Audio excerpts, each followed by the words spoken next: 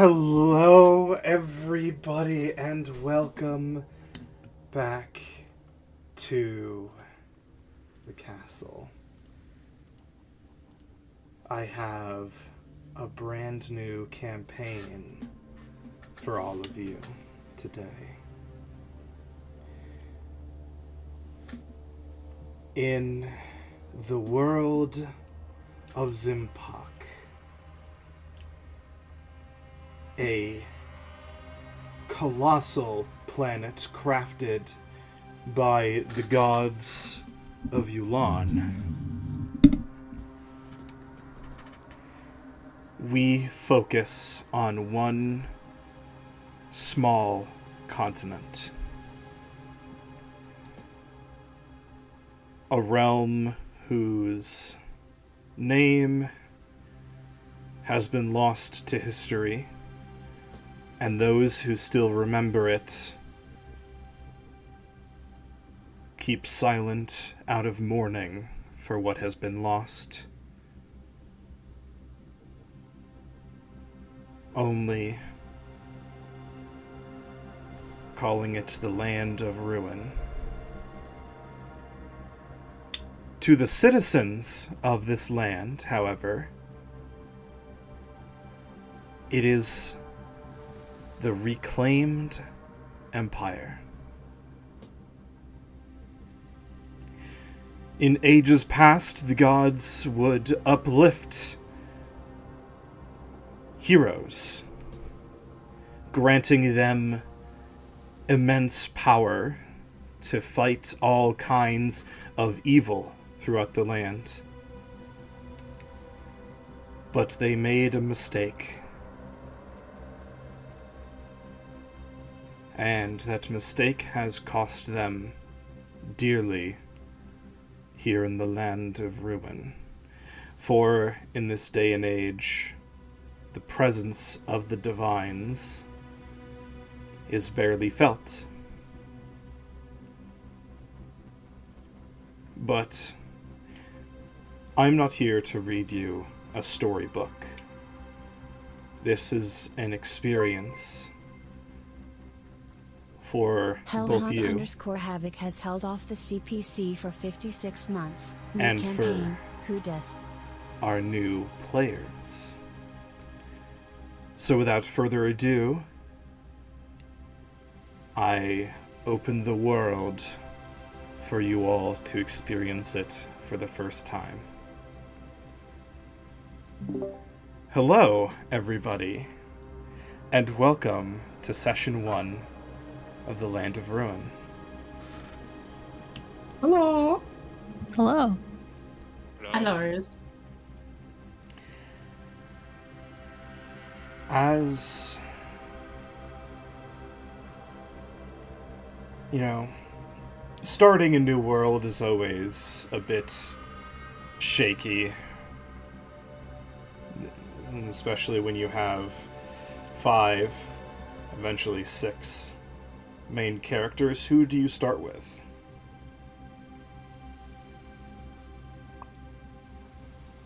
A dice roll? You know what? That's entirely correct on what we should do. I sure do love me dice. So let's roll It is D&D after all. a 1d5. The dice tell the story here, Which stands for dice and dice. as we have learned over the years. As we focus in on the Land of Ruin in the Reclaimed Empire, I'm on the wrong fucking screen. It's already begun, everybody. New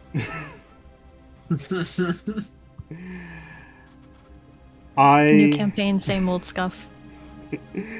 I bring you to the small, quaint fishing village of Bay Ren.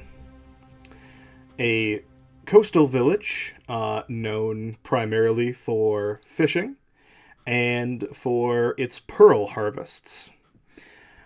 Bay Ren is a fairly prosperous small town, only about 200-ish people at any given time. On the southwestern corner of the empire.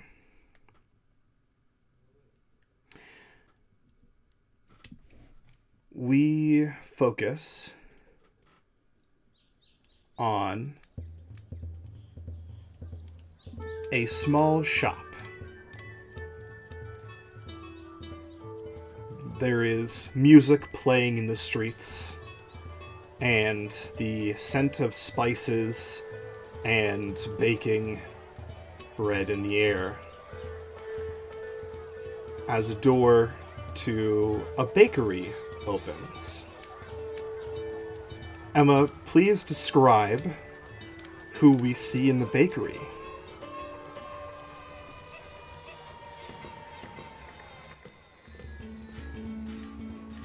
Emma? Emma, you're pushed to talk. Fuck! Thank you for reminding me.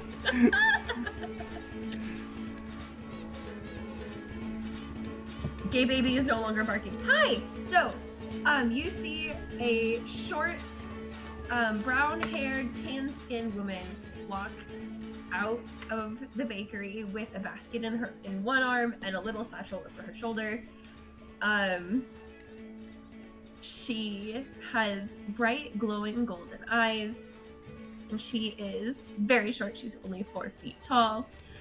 And she is on her way to one of the final days of her healer training, but first, she has to deliver some baked goods for her mom.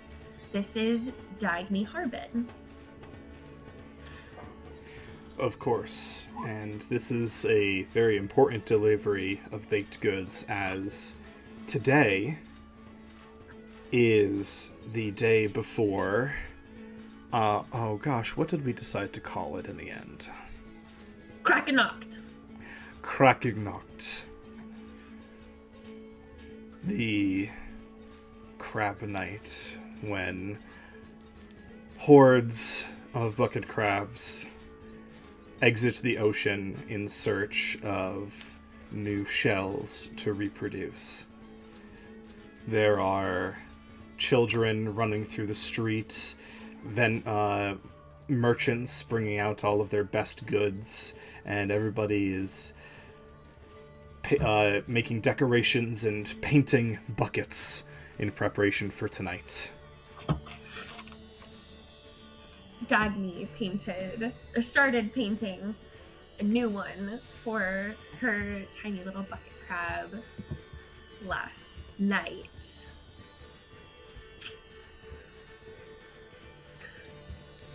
Her bucket crab is Loea.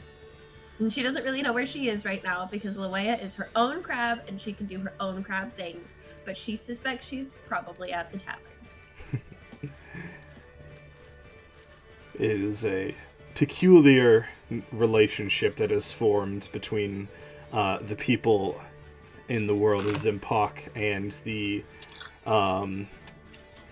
species that transferred over from the previous world. But one that seems to be beneficial for both sides and quite enjoyed by the people living on the coast of the Empire.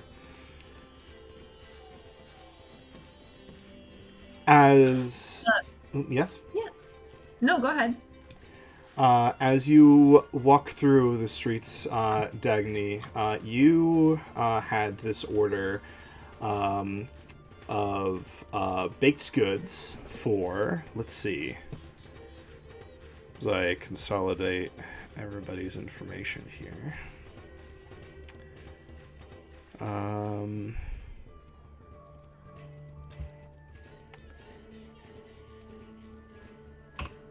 Oh gosh, where is it? Timmy, your character's parents are apothecaries, right? Hoa? Yes. Did you say they're apothecaries? Yes. Yes. Okay. Yeah, you have the order for the local apothecaries. And This is taking you a little bit to the edge of town, as though their work is very important. The smell of an apothecary shop on some days can be quite pleasant, and other days it will keep the neighbors up. So, like a tannery, they tend to be on the outskirts of the village.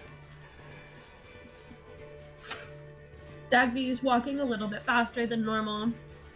She wants to get everything done today as quickly as possible. And of course, she wants to see her friend. She's excited to see Malo.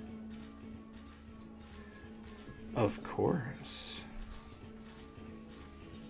So, I think she starts walking, but maybe like halfway through the journey, she's like speed walking, and then for the last 2 minutes of the journey, she's absolutely just sprinting. Of course. And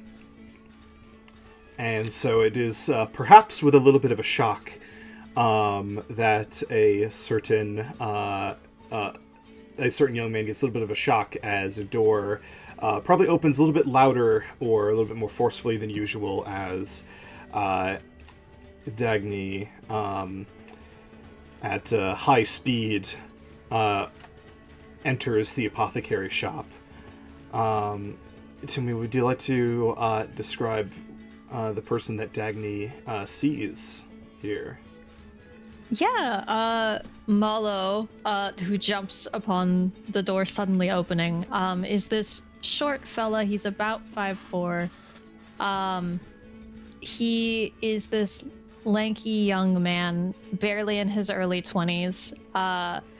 He has very pale-looking skin and this seaweedy, dark green hair.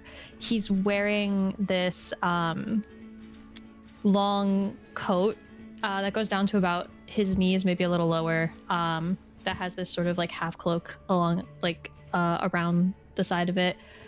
The cloak itself is blue with golden accents. He's got like a simple white shirt and simple pants underneath of it. Around his neck is this sort of half mask he uses while he's working at the apothecary to help with the smell of like grinding up certain herbs or making certain tonics that have more potent smells. Good morning, Dagny. Good morning, Mond. Or Malo. Sorry, you're always together. I have what you wanted. Your parents wanted. And that is? Food. I don't check. Oh, you can put it down over here. I'll let them know. Well, quick question. What does your bucket look like for tomorrow night? And also, are you going to be at the tavern tonight? And also, have you seen my crab? As he's thinking about the answers to these questions, from a bed that is on like the side of a little like cushion that is on like the side of the counter, a black cat stirs from all the commotion, stretches its back, and kind of walks over to Malo alongside the counter, or on top of the counter, and like Malo starts petting it as he answers. I haven't really had time to decorate a bucket yet. I don't know where. What was it, Luwain? Your bucket crab's name? Luwea. I don't know where Luwea is, and yes, I'll be at the tavern tonight. I'm shocked. You know, actually, I think I am shocked that you, of all people, are going to be at the tavern tonight. Anyway. I'm at the tavern almost every night, Dagny. Even Rollo comes along sometimes as he gives the cat some scritches under its chin. No, you're absolutely right. And then she kind of tucks some of the hair behind her ears. Anyway, here's that, and she shoves the basket across the counter. Oh, thank you. Rollo goes up immediately and starts inspecting it. And then I also think I was supposed to pick up an order for the healer yesterday, but I didn't. Do you have it? Let me check really quick. And he kind of turns around. He disappears for like a second. He comes back out with like a little bag with the order in it. Yeah, here you go. Thank you. I appreciate it. Are you going to be at the tavern tonight? Me? I hope so. I think so. I don't know why I wouldn't be. I'll see you there then. Yeah. I was going to get some supplies on the beach later to decorate before I went to the tavern. Is there anything that you wanted or you think that Mond would want?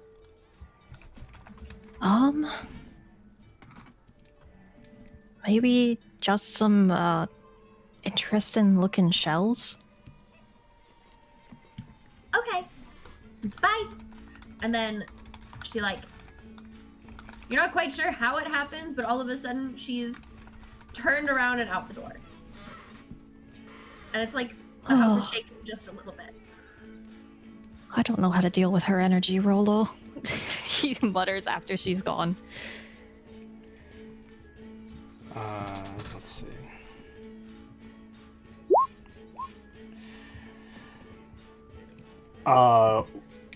Rolo kind of gives big ol' stretch and yawns and does that thing where it's like you're not really sure if the cat's winking or just blinking weird. Lays back down. He's a good boy.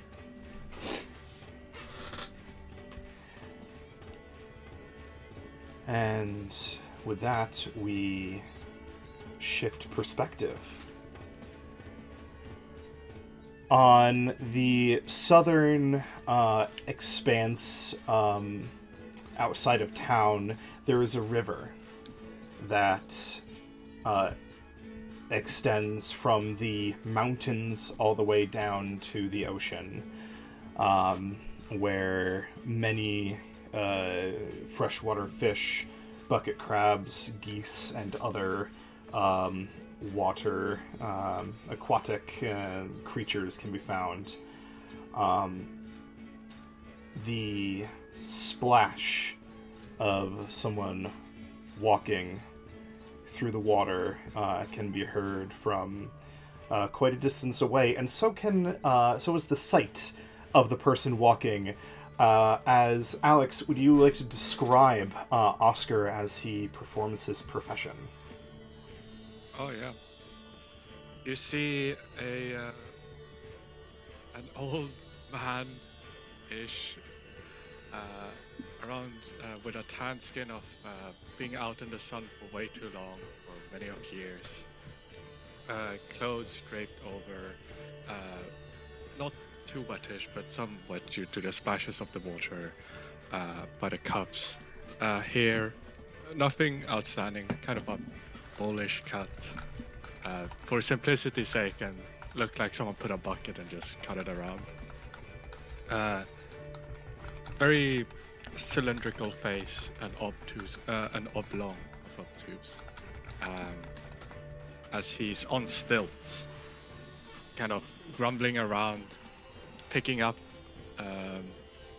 rocks and whatnot, seaweeds hanging them by his shoulders, to collect for the harvest, and on stilts to avoid the crabs being snipped by them, or geese that will attack him. Yeah, here. Why don't you go ahead and roll me,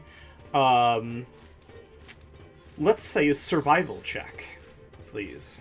Sure. Or nature, your choice. Survival. 21. Oscar, you've been doing this for a while.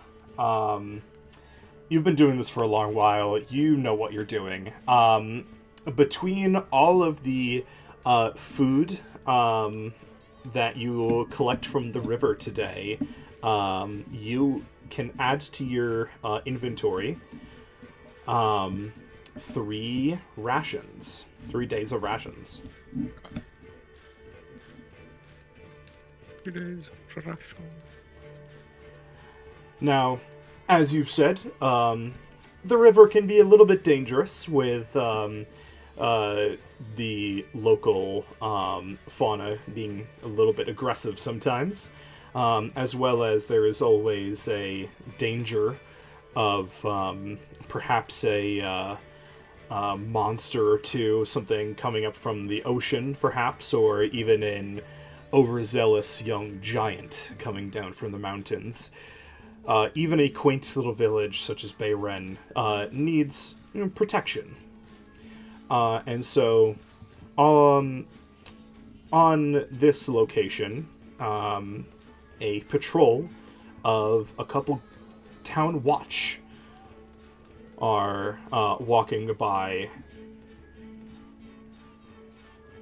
Heather, please describe your character as she walks up with her men to greet Oscar.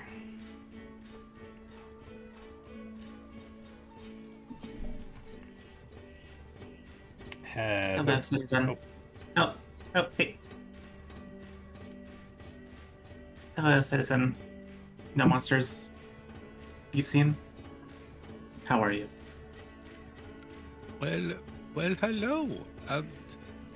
The only monsters I see are these geese and crabs, if you know what I mean. They will snip at you quite aggressively. I'm doing very well. Can't see very far, the sun in my eyes and all. I hope you're doing well as well. I am doing well. I am not injured. Neither are my men.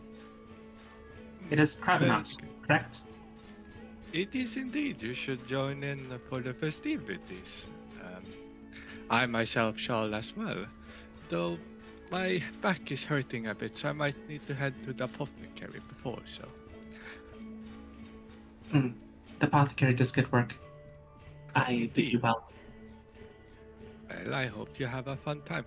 Don't forget to buy paint to paint your bucket. I'm sure they will sell out if the kids don't take them all. Oh, yes. Buying a bucket. I forgot. Have a nice day. And she You will too. direct her men elsewhere.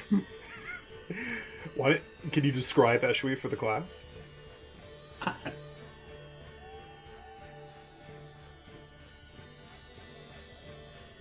Hello. My microphone is not working.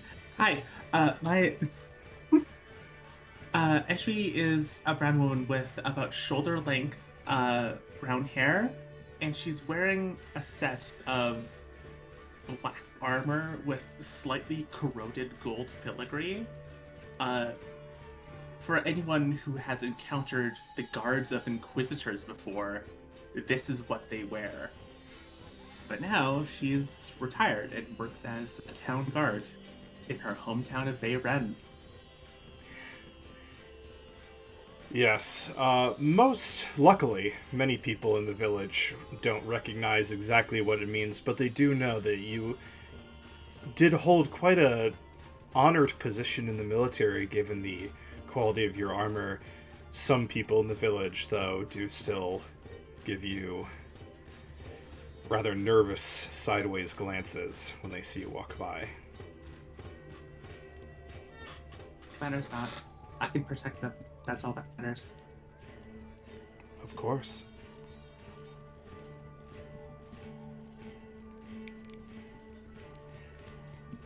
And the scene shifts once again.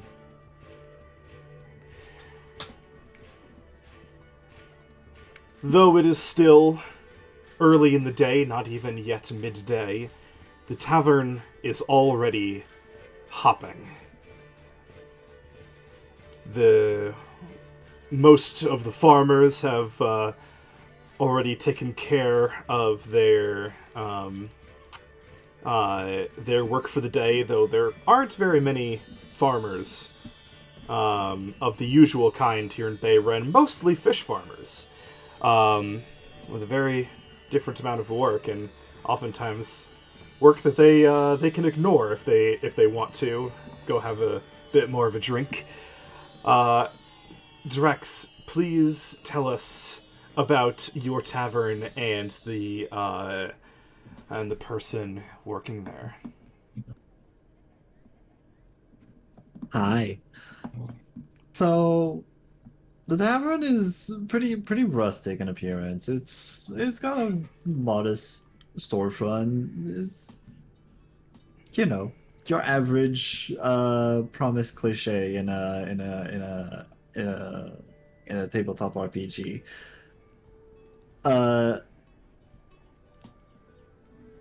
For the person managing it, though, it is a tall, large man, with somewhat short hair, but an extremely long ponytail.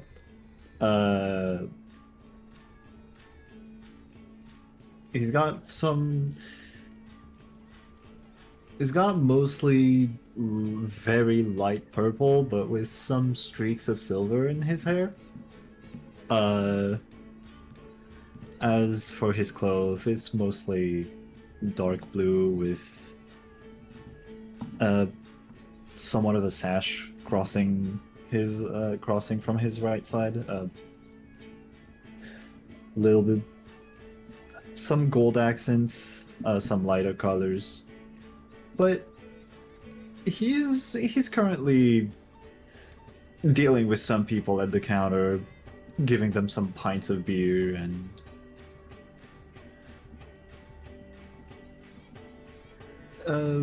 amongst all, just making sure that the tavern is still very lively for a Krabenacht. Krabenacht.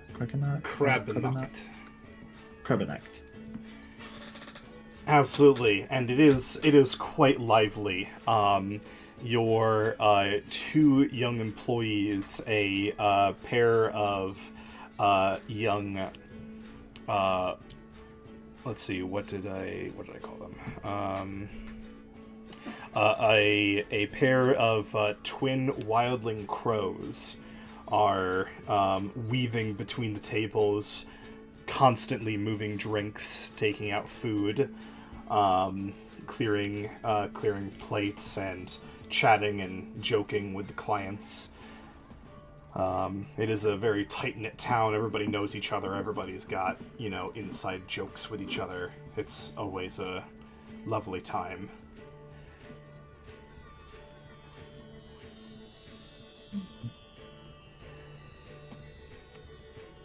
As the day goes on, everybody is gearing up and getting ready, and the sun goes down. Buckets are placed on doorsteps in front of businesses and lined up in the market.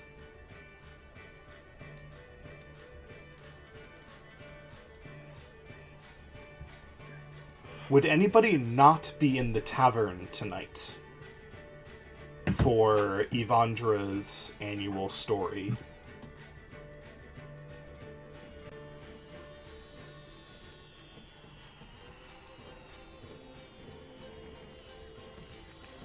I'll take the silence as a no. All right. I was gonna say, do I say that yes, I do show up because you asked if we weren't? I would be there. Yeah, Diamond's absolutely there. Probably not in the front though. No, Mon's not gonna be there actually as the tavern keep. He's like peacing In the out. tavern that he owns. In the tavern that he owns, in the tavern that he built. Yeah, no, he's not there. Hey, I just gotta check. Yeah, I get you. I'm kidding. The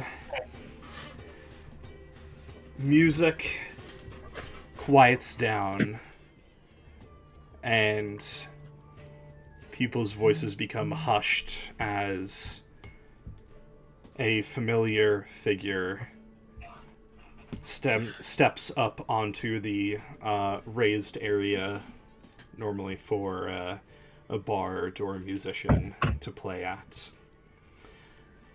someone you've all known for a long time, a middle-aged woman with short, bright gold hair, wearing a rather simple green tunic and matching brown skirt. Evandra the historian takes the stage. Her presence in Bayren has always been a bit tense, as she knows a lot of things that people aren't allowed to these days, and she's never been entirely conforming to that ideal. But on this night, when everybody gathers in the tavern, her stories are, well, still informative and true, more uplifting. Perhaps also due to the presence of some rather stern priests of death who are keeping a close eye on her.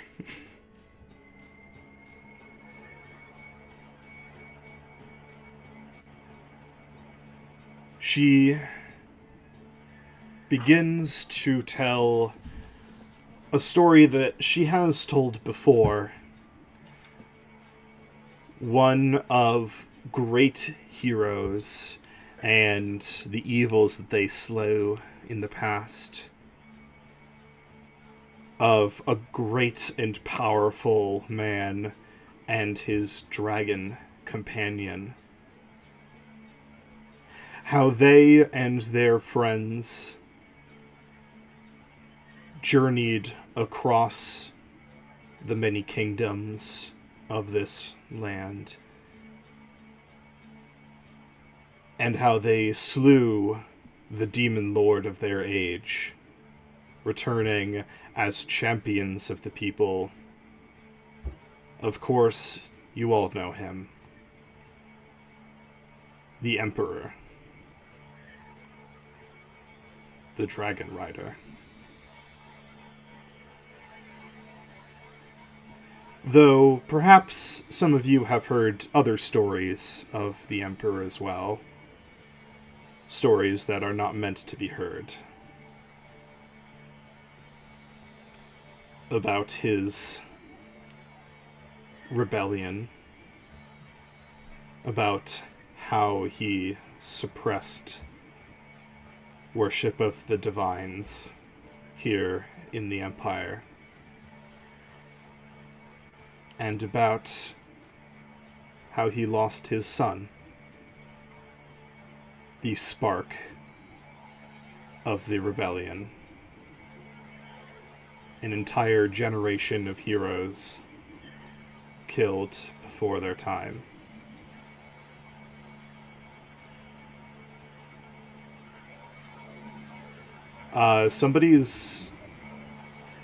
There's a lot of noise coming through somebody's mic. Yeah.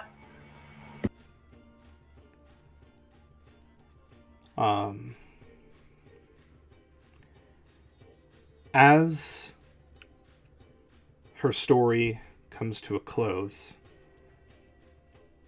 and as you all are recalling these forbidden facts and tales, Eshwi, Yes. you feel a tap on your shoulder as one of your men who just entered the tavern makes his way over to you and is quietly and discreetly trying to get your attention. Report. There is a group of soldiers approaching the town. Banner of gold He is pale-faced, and you know exactly what that banner means. Bells. Am I correct in assuming that this is an inquisitorial escort? You have marched under that banner before, yes. All right. Eshby will order the rest of her men to I guess make everything presentable, to make sure that there's no heresy being seen. She knows that Vandra is not seen well by most of the Empire, Inquisition especially. So she wants to make sure that Vandra is kept out of the way. Absolutely. Go ahead and make me an investigation check to find anything that might be considered taboo. You got it. That's a 15. A 15. You and your men quickly scour the major areas. You probably head over to Evandra's residence and make sure that everything is looking fine over there. As far as you can tell, you cannot find anything that, from your experience, would be an immediate tell of anything going wrong. So, which means that the biggest giveaway is going to be social. It's going to be the people. So likely, yes. If anybody is committing heresy, yes. Would I know anybody in particular that would be a risk to Evandra's safety if they were to speak to any of these soldiers, or God's forbid, the Inquisitor? The children. Those that are most willing and eager to listen to her stories. I need to see them. This cannot get out. Ashby will try and find most of the kids. I think she, like, during her rounds, she would sort of identify which of most of the kids is like kind of like their like ringleader, who's like the big like social who's the one that sort of tells all the kids what to do, basically, in their like social dynamics. Yeah, give me just a straight charisma roll. Okay, I'm not good at these. That's a 5. You know that actually, hold on. Let me look at skills. It's been too long since I have done this. Actually, here, instead of the charisma, give me an insight check. Insight? Yes. All right.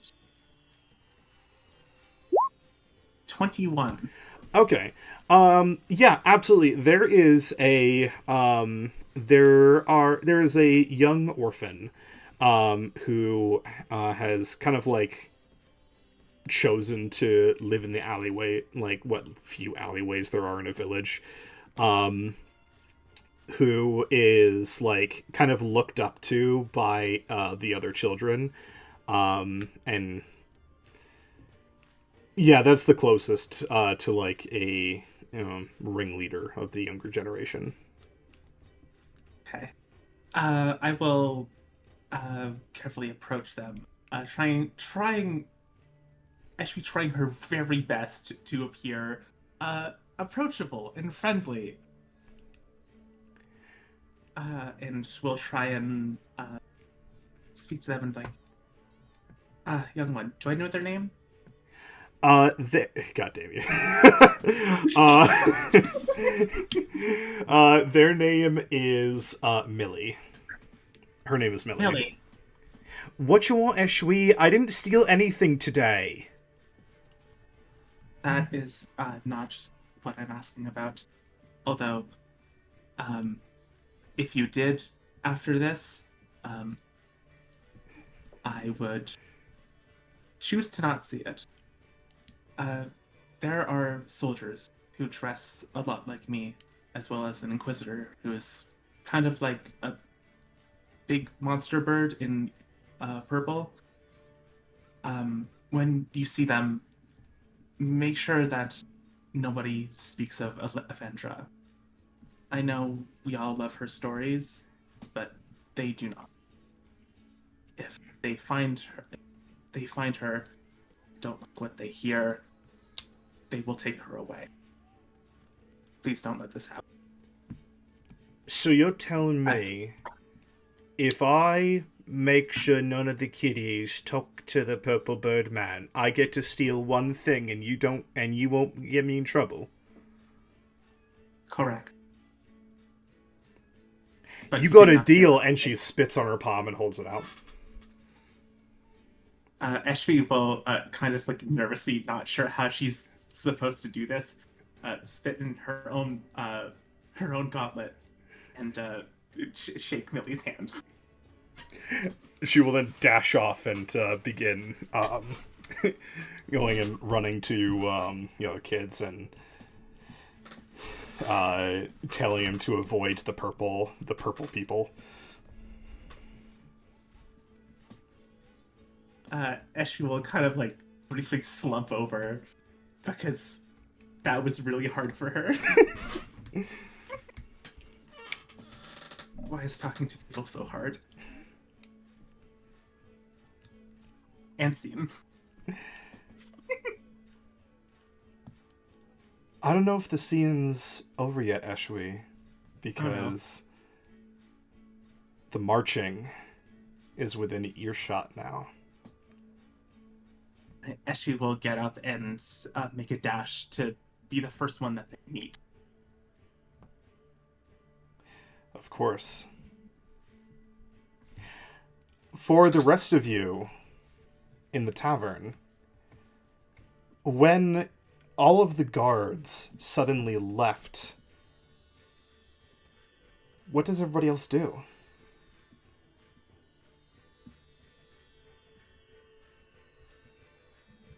Molo, who is behind the counter, likely helping Mond is with. gonna want.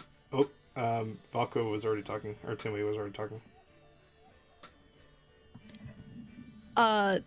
Wait, can you guys hear me? Sorry. Okay. I can. Yeah. Oh, okay.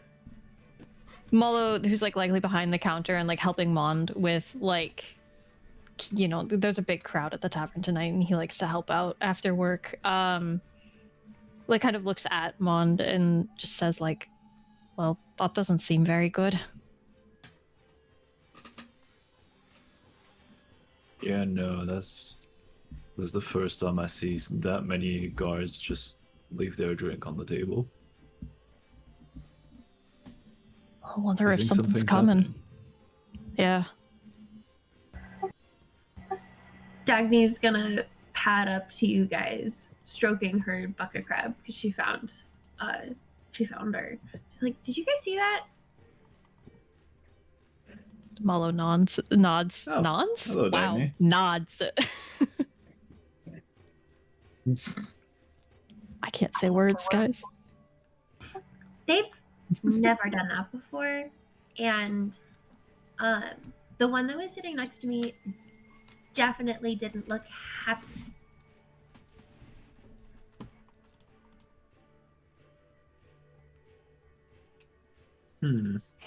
Well, whatever it is, they probably have it covered already. Hopefully. I'm gonna go check. Do you really Where's think that that's a guard good go? idea Where's with that how they tree? sprinted out like that? Well, I'm not gonna like. No, it's not a good idea.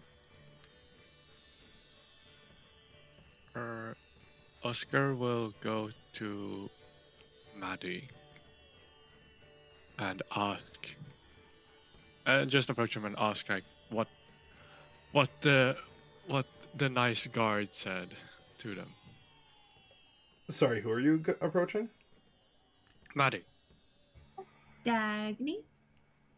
no, the child that Oh! leader child. Yes. Right, I just named that person. Yeah. Oscar, you see, you see Maddie running around to the other kids in the tavern. Hold on, I'm gonna add them as an NPC real quick. They're gonna. I feel like they're gonna come back. Maddie. Well, now that you said it, you got it. Orphan Street Rat. There we go. And why should I tell you, Oscar? She's got like a little shit-eating grin on her face. What do you want? What'd you get in the river today? Well, I got some kelp and a little bit of pearls and geese feathers.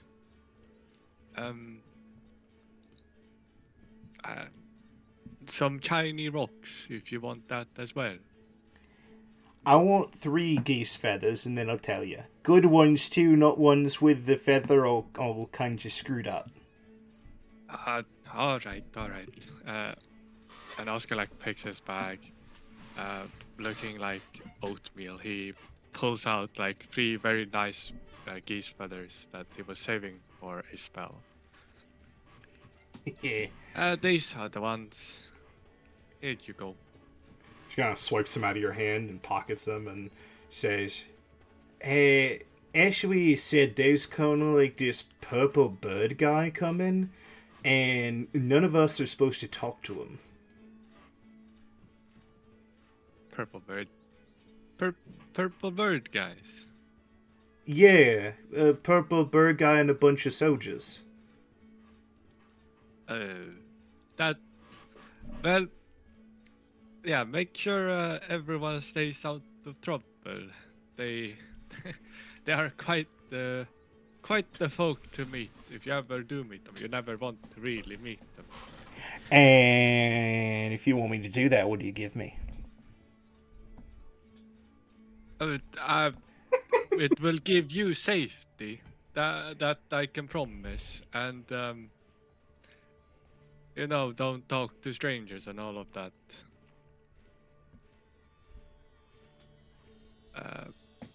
But yeah, I presume Maddie has already. Oh no. I presume Ashby has already given you something.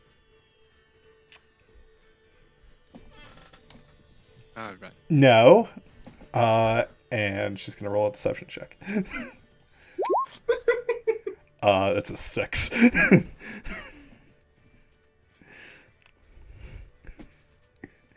And roll an insight. 7. Yeah, Ashby definitely gave her something. You see, like, well, you don't say anything, but like, you could definitely tell she's lying to you. All right. Move along. Is Avandra still on stage telling stories, or? Her story has ended, and now she's back like in the main part of the tavern, just talking to people. All right. I will then try to find Avandra. This is presuming that I understood what the purple bird guy, like what that means. Make me a history check. All right. Real quick. Yeah, you know exactly. 20. You know Wow. exactly. You know exactly what this is referring to. God damn, Alex. All right. Hell yeah. First not 20 of the game. Let's go. And it's all about knowing the purple bird, man. Purple bird man. All right. I hurriedly push through the crowd and get to Avandra. Oh, Oscar. Avandra. Ha ha ha ha. I have. And blinks like in panic. Very great news for you. If I could talk with you in private. Of course, are you alright? And she'll, kind of start walking with you to, a quieter part of the room. Yeah, I'm alright. And as we get to the quiet part. But whatever is coming right now is not. It seems like some soldiers has been spotted outside of town coming towards us. And Ash, we mentioned, or Maddie mentioned something about a purple bird guy, which probably means an inquisitor. Oh no. Yes. Oh, and you've never seen her do this before. She quickly looks around to see if anybody else is watching. I need the other 3 people in the room to give me perception checks. As she disappears. I'm legally blind. Shaking your hand, bud. Uh, At least someone's perceptive. Dagny, you and Oscar are the only people that notice as Avandra vanishes. Shit. Did I sense magic or a spell being cast? Roll me an Arcana. Can I too? 14. Dagny, you're a bit far away to have to sense any arcane nature, but Oscar, yeah, there was magic there. It wasn't arcane magic, but there was magic there. Okay, I'll cast. You don't think she went find invisible? No, but I'm gonna hide her arcane trace. So I'm casting spells to, like, fuck with the environment she casted her spell with, so that if an Inquisitor were to detect magic, it could very well be my own. Okay. So I cast Find Familiar to spawn a small bird, and I'll cast Message. Ah, no, maybe I shouldn't cast Message. That's yeah, I'll cast Message, I think. Do I have to see the person I'm casting Message to? I don't believe you do. No, you just have to know what direction they're in. Okay. Well, there's only one door. I'll cast Message, hoping it find Avandra, and I'll just say, casting some magic to hide, to disturb the space a little bit. Casting some Message and my Find Familiar, so I'll mark off a slot. Flip a coin for me. Alright. 1. You feel your message spell connect, and you get a hurried message back. Okay, don't follow me. Stay safe in the tavern. Okay, dokes. Sounds good enough. Yes? And Oscar will just dance, I guess. All right. Go Dagny. in middle. Listen, sorry. I have decided that Dagny is a little shit, and I know that this is not a wise choice, but upon seeing Avandra hastily exit, can I also make an insight check to, like, see what Oscar's face looks like? Like, is he worried? Like, what's going on? Sure. Make an insight check. Oscar, either make a performance or a deception check if you're trying to hide your emotions right now. 60. I can't. Yeah, he's dancing. How is Oscar trying to look right now? Stiff face, trying to look relaxed, but definitely isn't relaxed. Even though my deception might work on, like, a regular guy that don't know me too well, anyone with a high, I would say, base insight could probably like tell that Oscar is not calm by any degree. Mm-hmm. I Dagny, do. what was with the swear? Did you stub your toe or something? No, I forgot something at home. 1 second.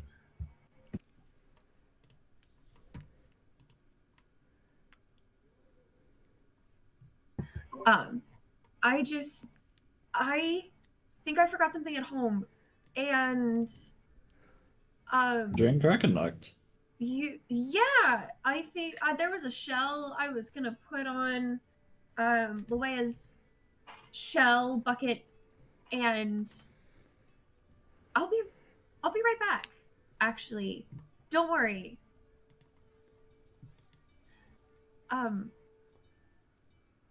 And Can one insight check Dagny? 100%.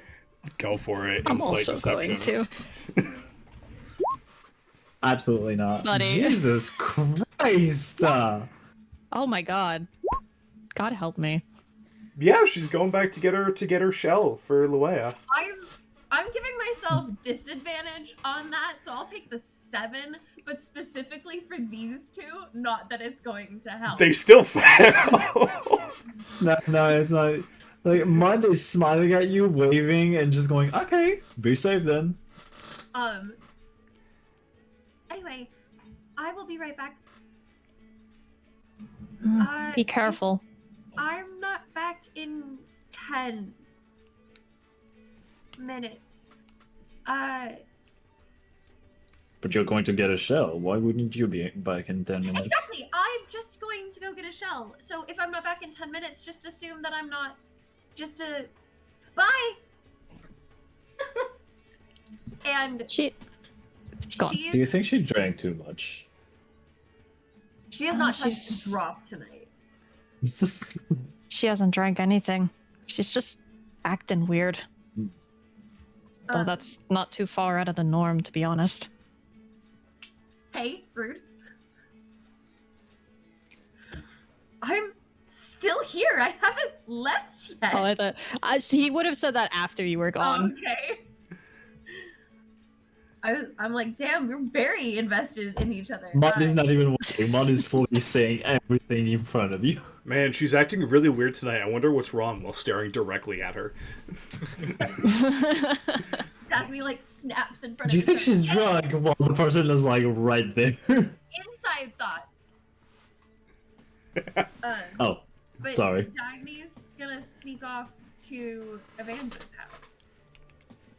I knew I knew you were going to do that. She is 100% still clutching Luea. Because something feels off. Absolutely. Roll me a stealth check. Fuck, guys! Are you wearing heavy armor right now? Yeah, she's chainmail. You're just wearing your armor on a regular day?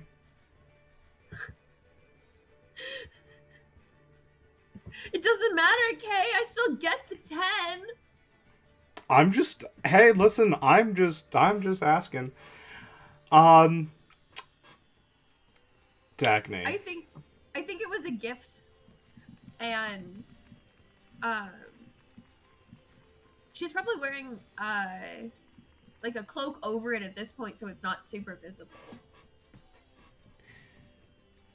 Dagny, you are making your way through the streets, the armor clanking and shifting a bit noisily under your cloak, when suddenly you stop, and you can feel someone staring at you, as we're going to shift to the main entrance to the town.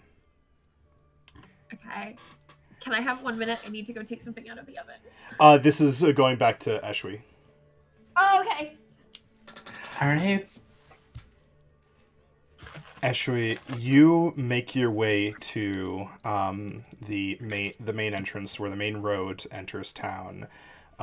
Your men are lining up as best they can. These guys are almost all these guys are not professional soldiers. They're volunteer town watch. But you've probably spent a good amount of time drilling them. And at the very least, they look professional enough for a town watch, although maybe not enough, as you watch as not one, not two, but 3 escort squads are marching towards you. No. 2 of them bearing banners of gold on purple, and the 3rd bearing a standard you haven't seen before of a blue tome on a white field.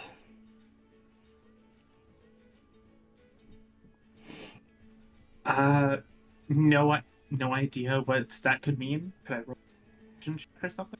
You may roll a history check. That's a 15.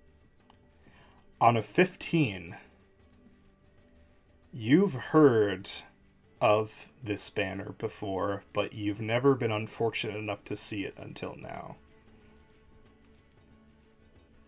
You can't recall exactly which one of them this belongs to, but that is one of the Cackles mark, their sigil. Likely one of the wizards. Elf.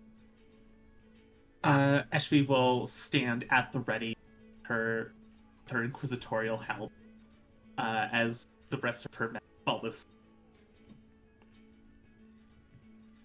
Absolutely. The soldiers march up to the main entrance before splitting to either side and lining the road. Spears raised in a parade formation as 3 individuals enter the town. 2 that you have seen their likes before. Where is it?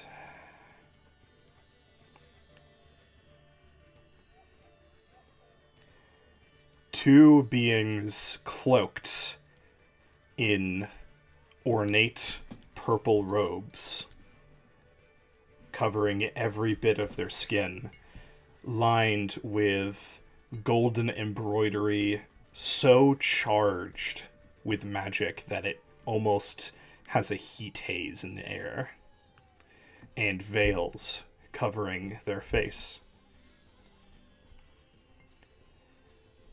The person in the back, you have a hard time looking at, almost like your eyes don't want to rest on them for too long. One of the Inquisitors approaches you. You are retired guardswoman. I didn't quite.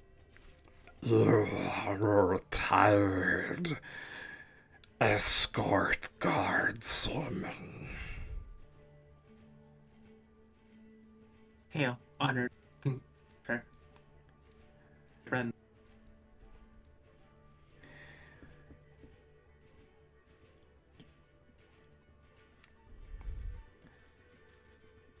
Do you have reports for us? You're my. God damn it! I can never do cool voices with my any fucking mic I get. God damn it. I think you'll have to turn off the voice suppression. I think it's garb like that. Fuck. Let's see. Let's try that now. Do you have any reports for this one?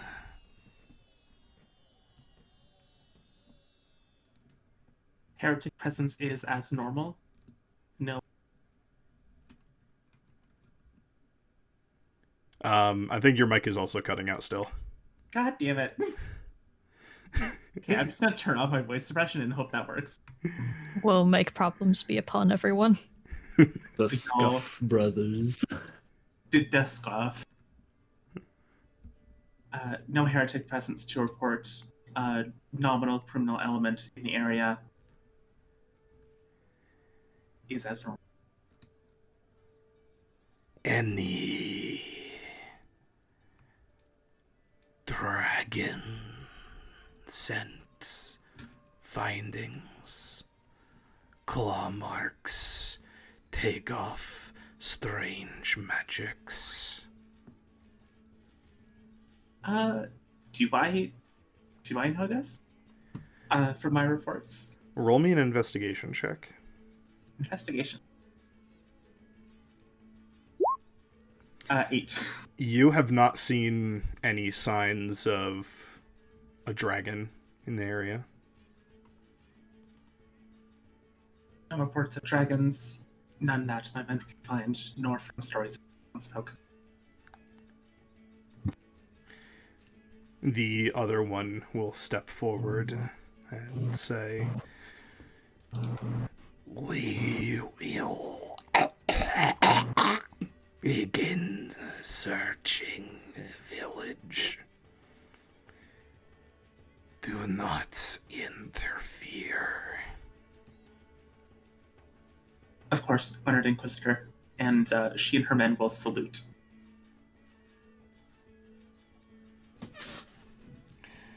The Inquisitors will turn to each other and speak in their odd language that still haunts your dreams, Ashwi. A series of clicks and odd slurping noises before they head into the village.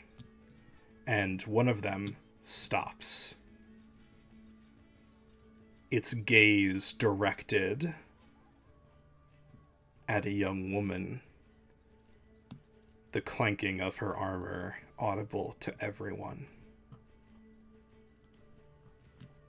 Emma, are you still AFK or are you back?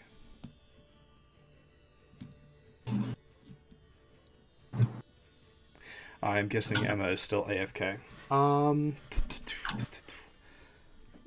Fear.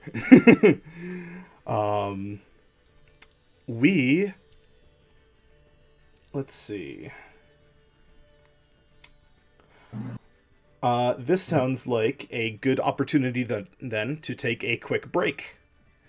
We are going to head off for about 5 minutes-ish.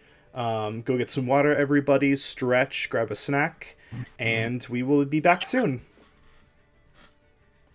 I can't wait to find out what happens. Oh Boy. boy, I am quaking in my Daggy. boots. I am Oh, excited. Daggy. Oh, Dagny, I'm so scared. We're taking a 5-minute break. Oh no, I have to leave in like 10. Oh no. Oh god.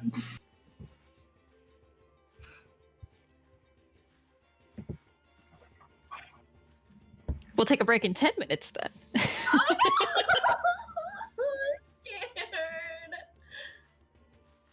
You should be.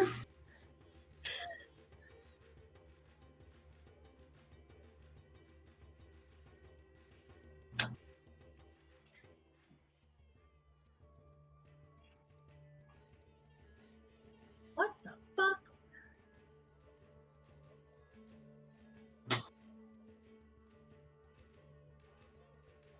I was muted on OBS. God damn it. You see Eshwi's troop, about 60 soldiers, a mysterious man who you can't seem to actually like lock eyes on. Your eyes seem to skip over where he is. And two figures robed in purple with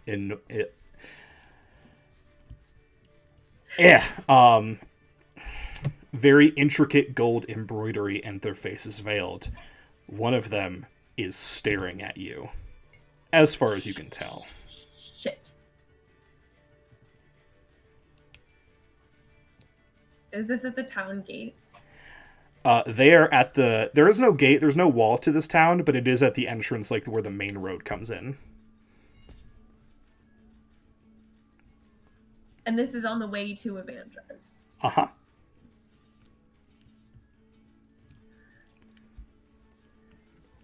I think Dagny has a sinking feeling in her stomach.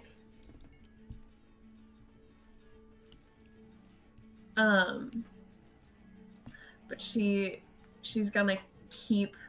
Actually, I think she would take off the chainmail and like wrap it in her cloak, if possible. Heavy armor takes a couple minutes to take off. Never mind. She's just gonna try and be even more stealthy and make it to Evandra's house. You begin trying to, like, be discreet and keep walking.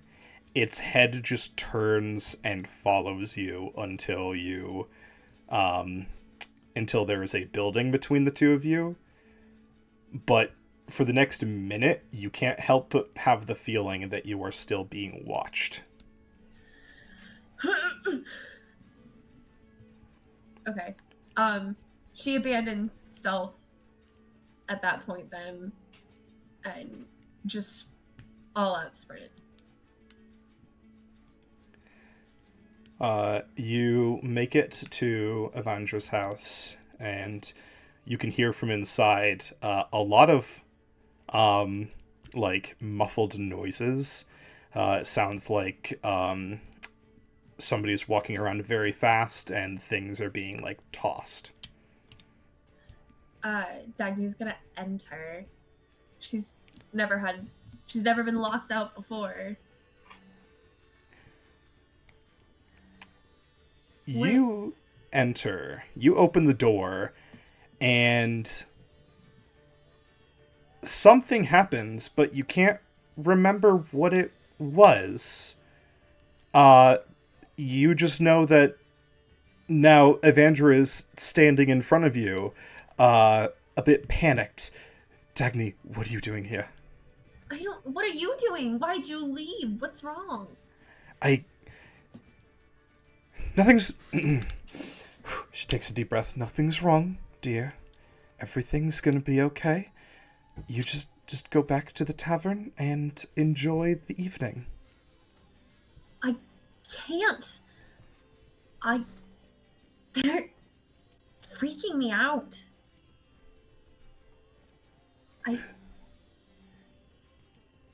Who's freaking you out? They were dressed in purple and gold. Are they here for you? Don't worry about them. Just stay away from them, Dagny. Just go. You want to be with everybody else right now. Trust me. Why? What's going to happen? Are you in trouble? Can I help? Please, I don't understand. If everything goes well, then everything will be all right. They might not even be here for any particular reason.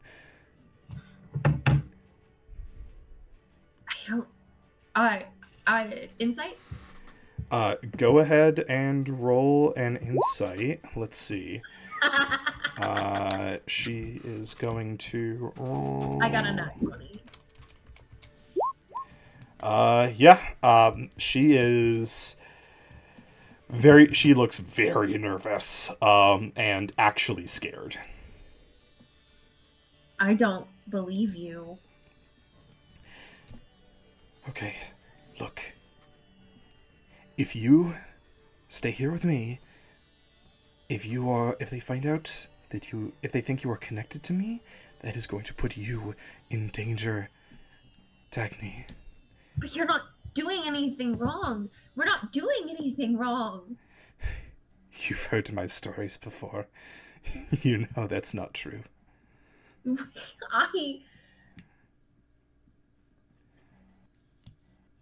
We're not doing anything wrong. That depends on who you ask. I'm asking you. I'm asking myself. I'm asking her. I'm asking her. I haven't. Do not mention her name while they are here. Do not think about her. Do not even let it cross your mind. They can see more than we can with our eyes. They can what? They can see very clearly, Dagny. Can they see me? What about the way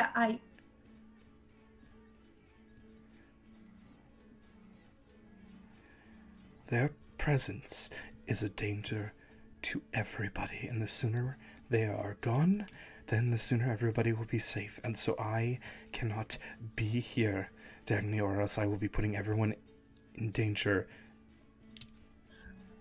Are you going to come back?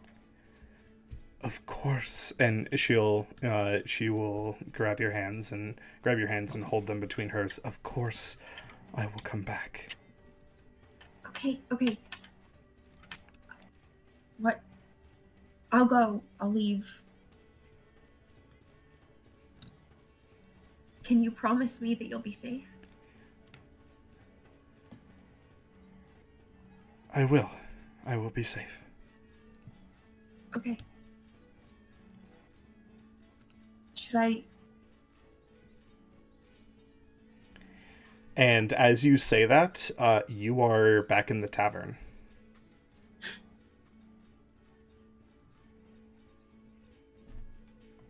Oh.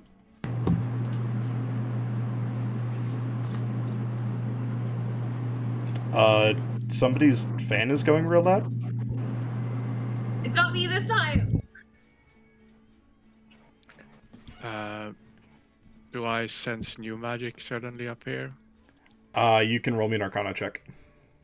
Where does Dagny appear in the crowded tavern? Oscar, you don't sense anything. Dagny is in like one of the she's in like the larder connected to the kitchen.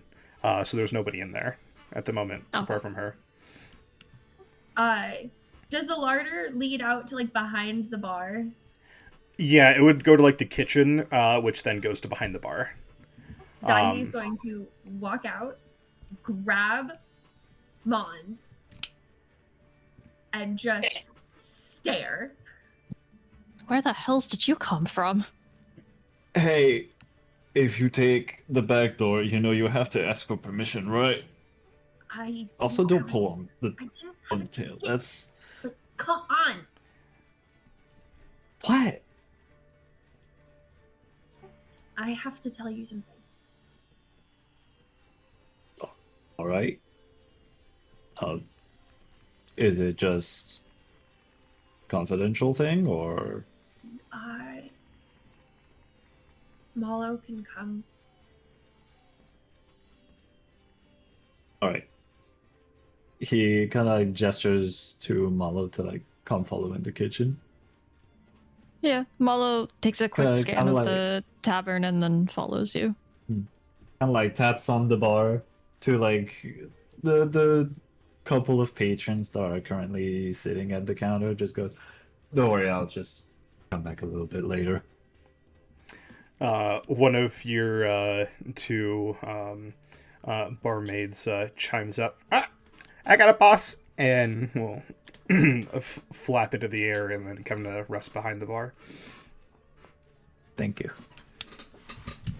And then we'll I- follow Dagny to the kitchen. So what's going on? Saw Evandra. She's leaving. Some people are here. Ashley was with them at the gates. They saw me. I think I made a mistake. Who's at the gates? I don't. They're wearing purple and gold. Does that would you strike like anything? us? In... Yeah, would you like us to roll to know if we recognize that K? Mont wouldn't know. Malo, you can make me a history check. Wait, I would know or I wouldn't know? You would not. Okay. Malo, 18. one of the books that you found had information about a certain creature. You can't recall all of the information, but it talked about how it was a research document about how the person who a person managed to bind these monsters, and that they are now the Inquisitors. Malo takes a beat, and then he remembers this, and his eyes kind of they go wide, and he like kind of puts his hand over his mouth, and he starts like pacing a step to the left, a step to the right, back and forth. I think. Oh Hey, no. hey. I think she's No, gonna be. no, no, no, no. She's leaving, but I made a mistake. First you of mean? all, I What- thought you were going to get some shells. Second, breathe. And he puts a hand on Malo's shoulder. Like he'll stop and look up at you, Mont, and his eyes are full of panic. Breathe. All right. In. Do you mean out, you made and a tell us mistake? what's going on. She said that they can see very, very well. I'm worried that they're going to see me, that they're going to see what I've done. Then we should leave too. If Evandra sounds like she's leaving, we should go too. She said that I'm supposed to be here, but I haven't told her everything. What do you mean we should leave? Just precaution, you know. Precaution for what? Why do you need to leave? I thought you needed to leave. Well, yes, but why do you need to leave? I Why don't need to are we leave. leaving? Wait, what did you say, Drex? Why are we leaving? Because they seem like bad people. Do you know about the Inquisitors, Mont? No. No? Am I supposed to? I think like Malo's like stuck, like trying to find the words to even describe what they are, and then probably the follow-up of like how he would know that. And he's just like, they're a part of the cackle. They're very dangerous. I don't know why they're here. They're part of the cackle? Malo nods. Okay, maybe we do need to leave. Now, them mentioning the cackle, do I know something? Mond, I know that I'm at intelligence, but Mond, you know that when your village was incorporated into the Empire, I gotta go. I'm sorry, guys. Love you all so much. Dagny passes out of fear by. Wait, Alright. do you want? Oh, hold on. Do you God. want Dagny to leave, or do you want her to like stay in the tavern? She's Yes, I think- silently anxietying and following around Mond and Malo until such time as you decide you don't want that. Okay. Alrighty. Okay, bye. Cool. Bye. Have a good day. Bye. bye. Yeah, Mond, you know that that alongside the soldiers, there were very powerful people that worked to scrub the heretical religion from your original home, but you can't remember them very well. It was a long time ago. Okay, yeah, I just know that it's bad news if they're here. I don't really know exactly what they want, but I don't. Considering our situation, I don't think it's best we stay. But it would probably raise more suspicion if the tavern keep that is animating the entire tavern suddenly disappears.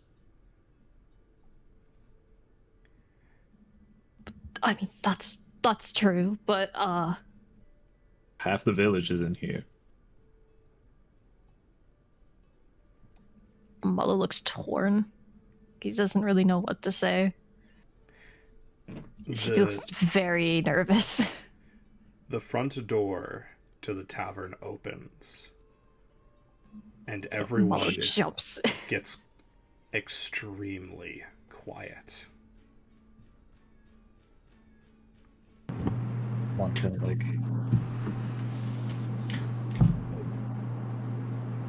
gently like comes out the kitchen very slowly, just looks at what's going on. And Mullow does not follow. He stays. He in fact backs up further into the kitchen. Mond, you see about 12 soldiers, not members of the town guard, walk in, followed by a veiled person in purple. Oh shit. Everyone, sorry, this isn't that. One of the soldiers raises his voice and says, "Everyone is to stay in the tavern. Heresy has been scented in this village and will be purged. Remain calm, and you shall be fine."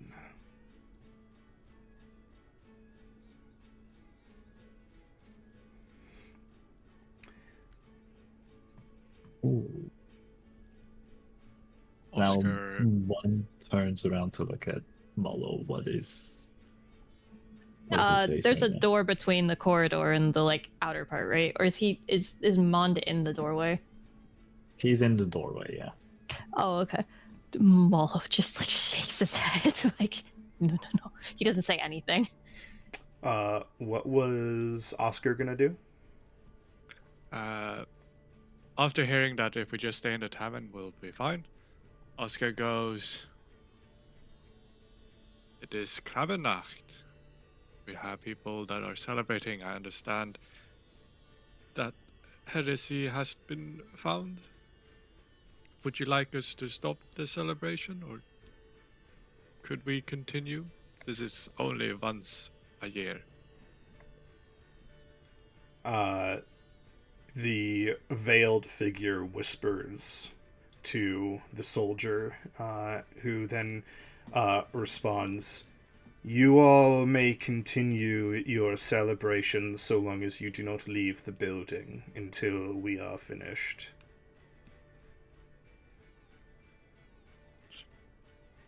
I would also like to mention that Oscar has been casting multiple messaging spells, just to make sure that it isn't traced one to Vandra, and it's "Oh, could you get me bread? Could you get me a drink?"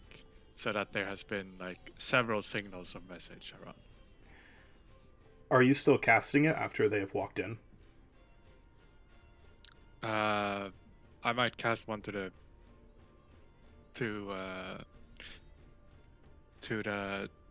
tavern keep to see if I can get a drink. But the question will become if I know that this magic or the casting of my magic would be rude or cause me trouble. If it would, then I wouldn't do it right in front of them. That's stupid as hell. But if it wouldn't, then I'll do it. There's nothing taboo about magic. Okay. But make me a perception check. Oh, really?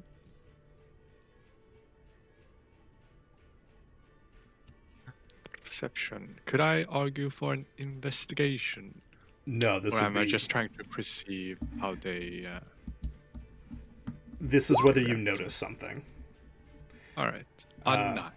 All right, you don't notice it. Cool bean. All right.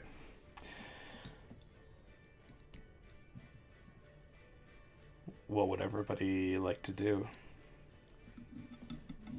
Malo is very slowly inching his way towards the back door.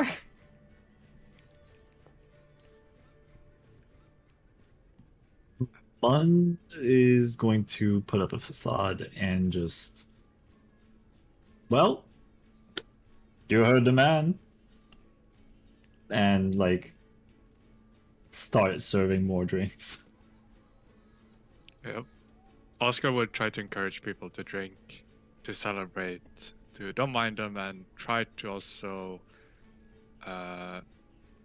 politely ask the soldiers to join them in Kravennacht after they're done with their job. They are basically stonewalling you. They're all standing in line in front of the door and are just not answering. Yeah, fair enough. Malo, Yeah. you make it to the back door. I, as silently as I ever possibly could ever, am trying to open the door and leave, like run out. But he's trying to slip out. He's being so slow and careful about it. Absolutely. Go ahead and make me a stealth check. This can go well. Double the stop pad 16. It's pretty good. You open the door and you look outside and you see an explosion in the distance. A wave of magic courses over the town. And give me 1 second to make sure that this isn't on anybody's list.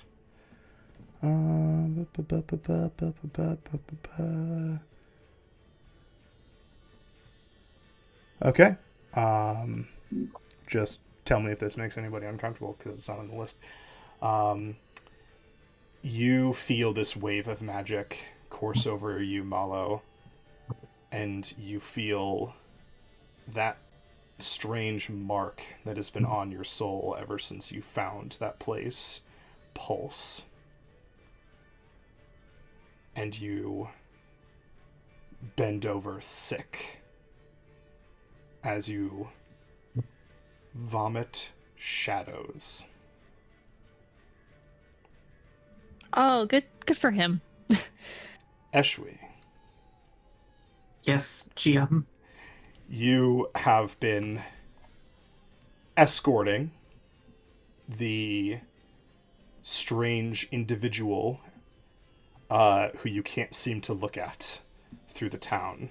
Some of your guards and some of their soldiers, as along with the second Inquisitor, who have been seemingly randomly walking through the town, but you know exactly what is happening right now as the Inquisitor looks in different directions.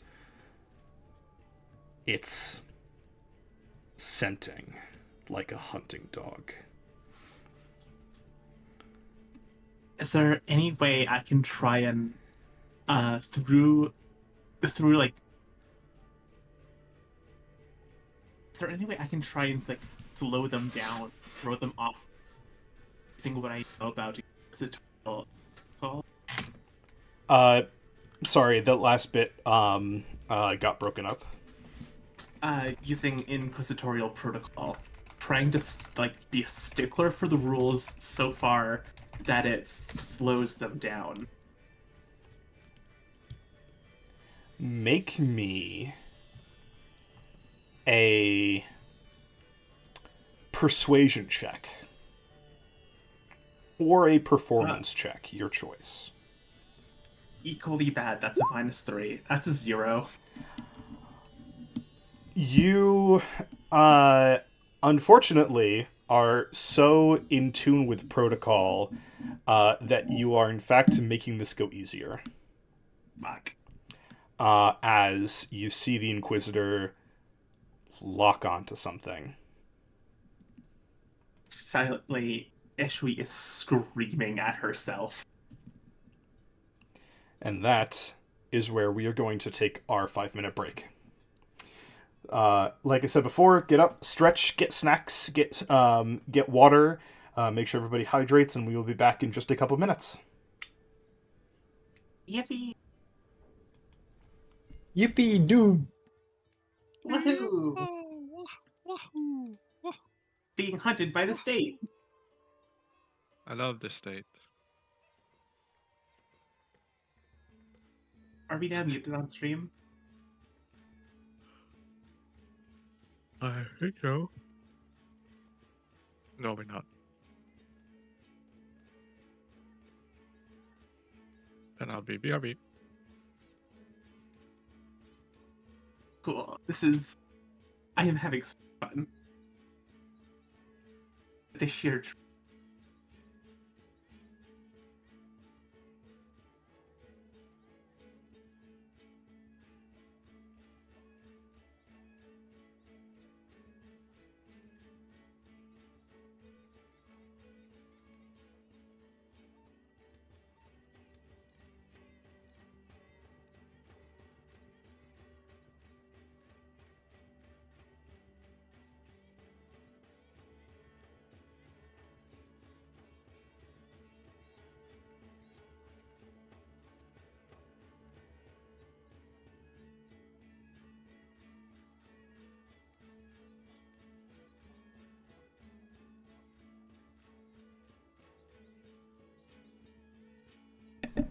Ooh. Yes, we are going in full hot on this campaign. Holy shit, is that Masochistic Toast with a Prime has sub? held off the CPC for 12 months. I know I didn't say it earlier, so I'm going to take this time during the break to thank everybody. Thank you, Shaper, for 46 months. Thank you, Havoc, for 56. And thank you, Toast, for 12 months. I cannot express to you guys how much it means to me that you guys have stuck around. Some people are, some streamers are very intent on trying to get viewership to grow. And for some people, it's their jobs. I look at the people that have just stuck around for as long as you have, and it just makes me so emotional. And I just want to say thank you. I wouldn't trade you guys for anything.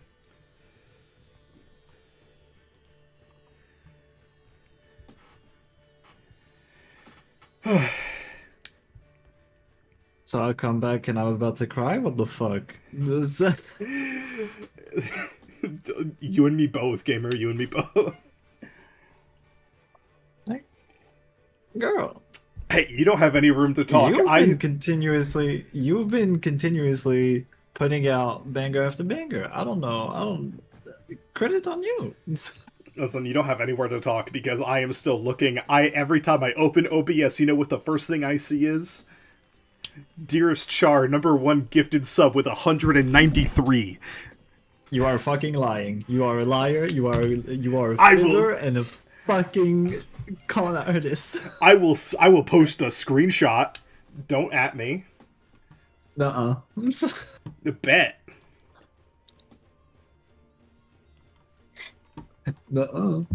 Bet I'm posting it in general right fucking now.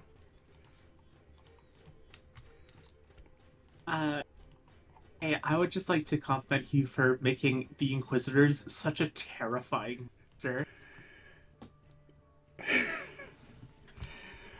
Oh, just wait, it gets worse. Yippee! I had so much fun designing Actually these terrified to hear that. things. I cannot. What do you mean it wait. gets worse? You'll have to wait and find out. Good lord. I abandoned my journey to save my car from being buried in the snow for this stream.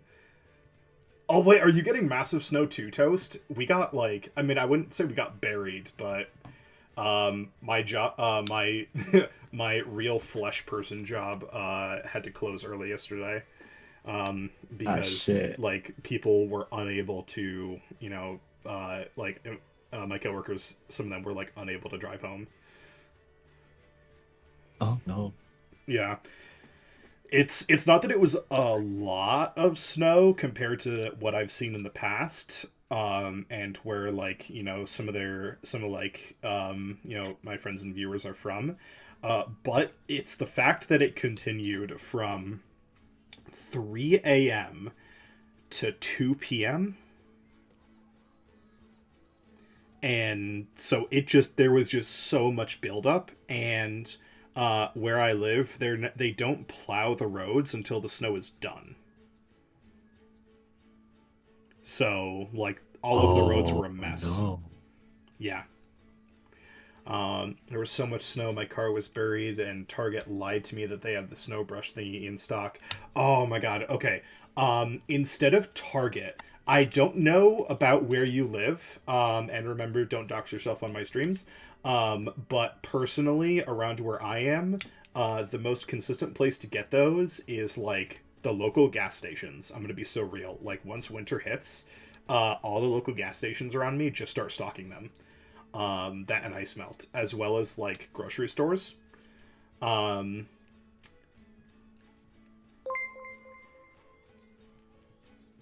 thank you, Ruzariel Ruse, has for held off the 56 months CPC at for tier 56 2. months. What the fuck? These sorts of places also sell a winter washer fluid.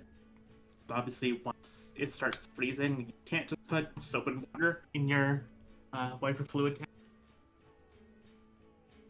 Yeah, if you're not used to the cold, to colder winters, make sure you get good wiper fluid. Make sure your car's, like, coolant and other fluids are topped up. And the next time you need to change your car's battery, make sure you get one with good cold cranking amps, so that you are less likely for your vehicle to not be able to start. On, like, the days where it's, like, -10 in the morning.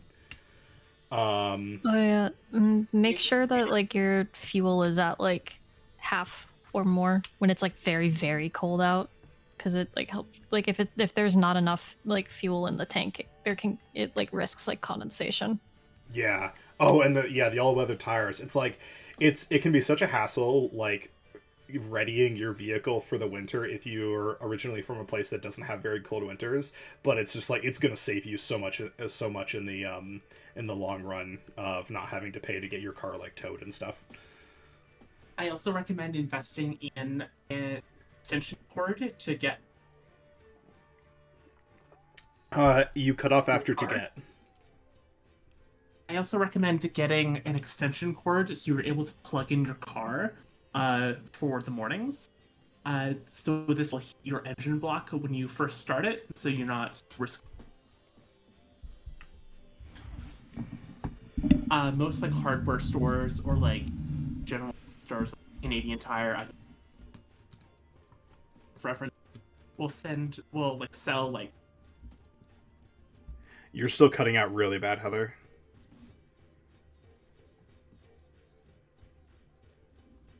Adjusting my mic. Fuck.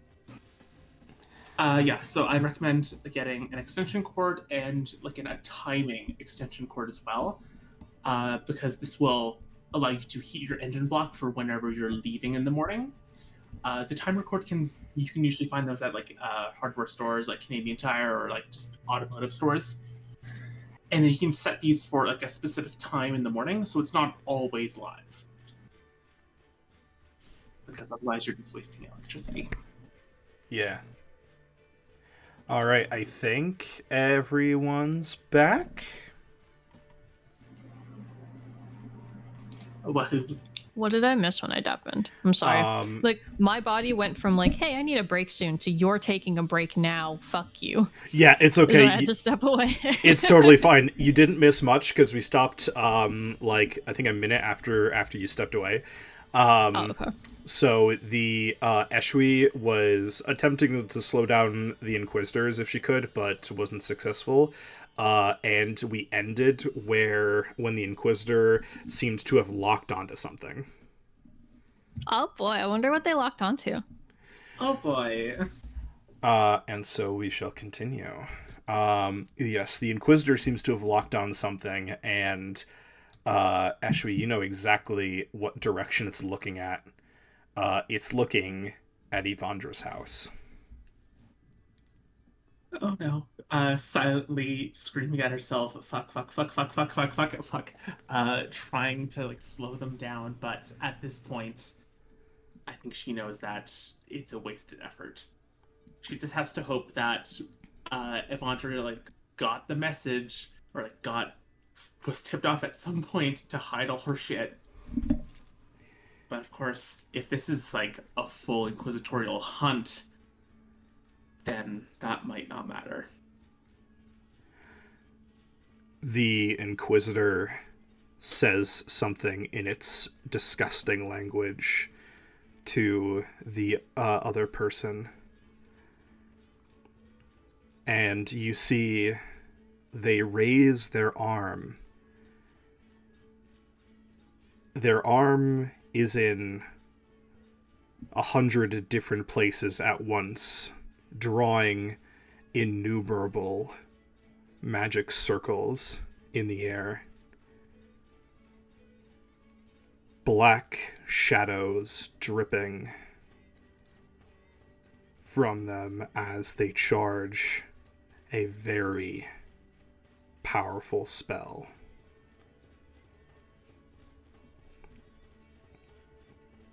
A wave of magic courses over the town, and Evandra's house detonates. No. Eshwi is struggling to like maintain this impassive facade, but this I think might warrant a check on how well she's doing. Roll me a con save. Con save. That's an 18. You are able to maintain control of yourself and of esteem.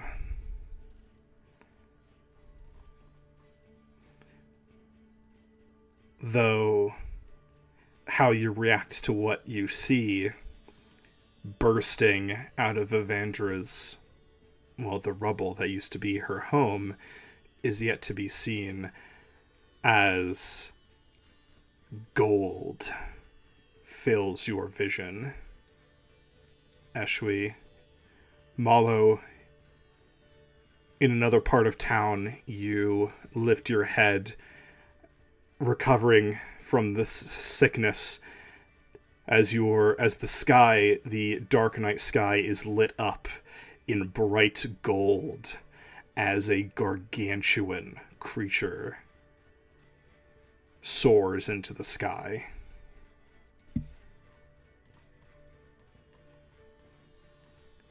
What is that?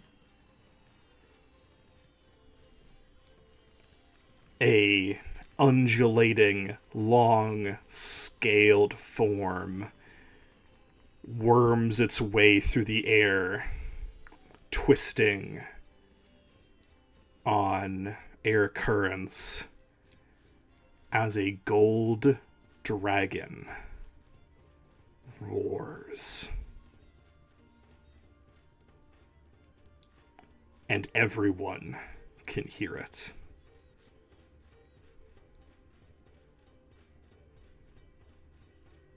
What the hell?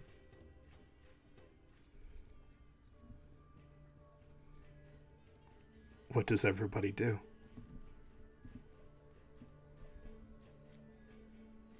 I think Malo, he's already like doubled over, like on the ground, a hand still on the doorknob, like shuffles back in and shuts the door. I don't think he knows what to do anymore. Like, there's danger in the tavern. Something, whatever that was, is flying outside the tavern. He's just like, he's like sitting there against the door with like his knees up to his chest, like trying to figure out what to do.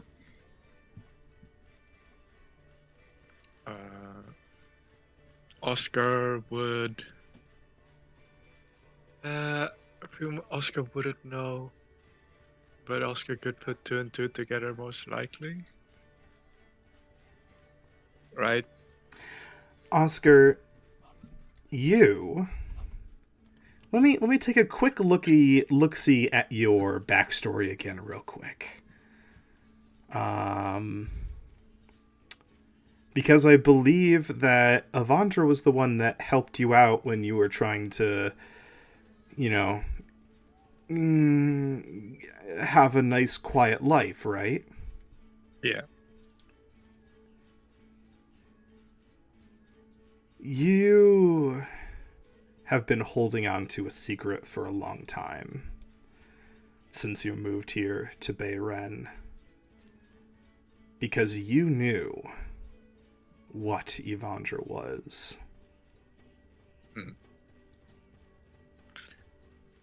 And you know what the only thing that would roar that loudly in this town would be. Yeah. Would I know that if the Inquisitor knows that there has been a gold dragon here, that the town would be in danger and its town folk? Oh. Roll me a history check. Or you can use your passive history if you would like, which is 10 plus your history bonus.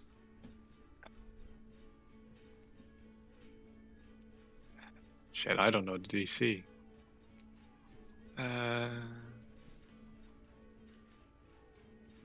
I'll use my passive of 13.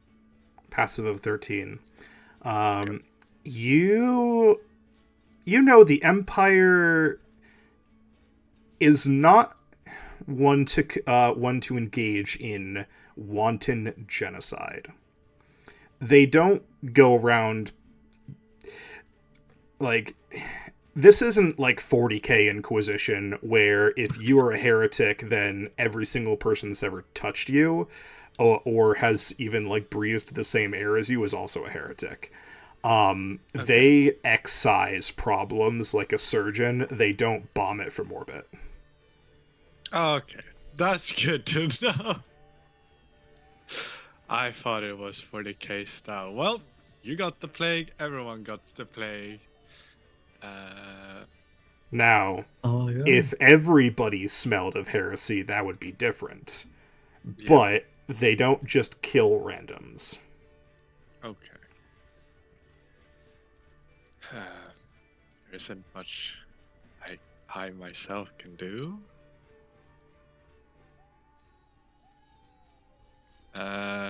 I'll take a swig. I'll take 2 swigs to make myself feel a little bit ill. And I'll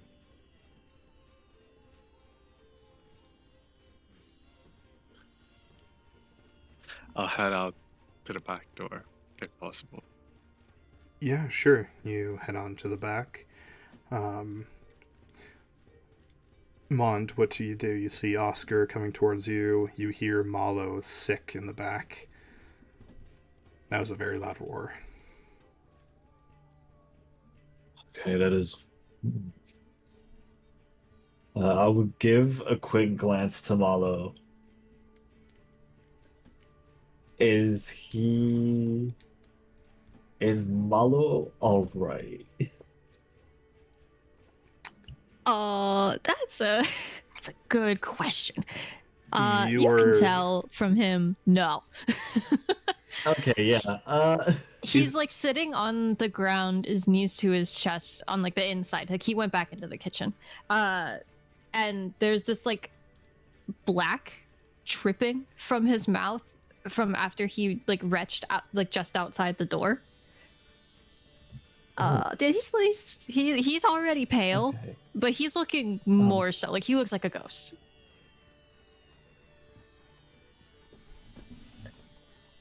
I'll be there in 10. Hey, Oscar. What can I? What's up? Is you heard the role, right? I'm not. Crazy. We both heard it. I need to head out. I had a little bit too much to drink and I need to puke. Yeah. After the roar, Yeah. The roar when really there is a rumbled huge my monster stomach. outside. Monster or giant, I've seen one out in the distance. I need to puke, and I do not want to puke in your establishment.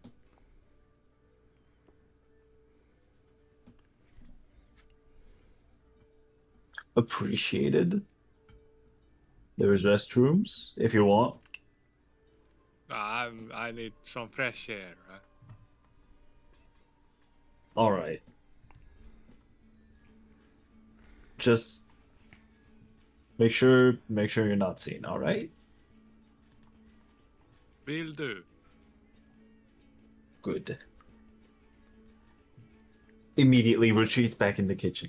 Okay, what the hell is happening? There's a dragon outside. Okay. A dragon. I think did I recognize it was Evandra's house that got exploded? Was that what I saw? Oh, absolutely. Okay. It blew up Evandra's house. Hey.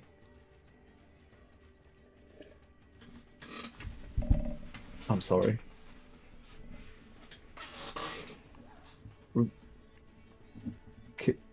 Can you repeat that one more time? Run that by me again. It blew up Evandra's house. Malo, you feel another wave of magic sweep over you and you feel sick again as something is pulling on your soul. Hey. He lets out this pained wince and like doubles forward and grabs onto like is Bond knelt down next to him? Yeah, he's nailed down next to you.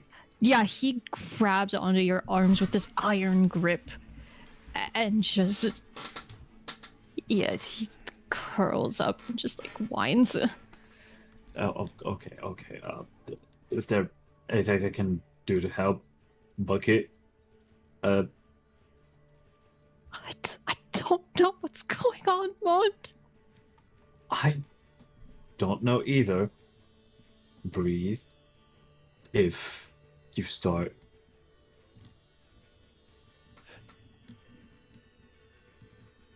I'm pretty sure that if you get scared or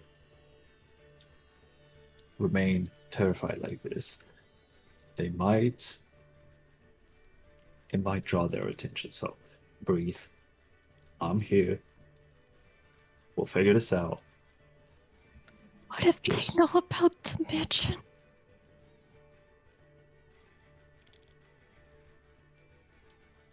They would, right? They wouldn't know. Were they really just here for Evandra? What if they can sense? I think I'm in danger. I think you're in danger.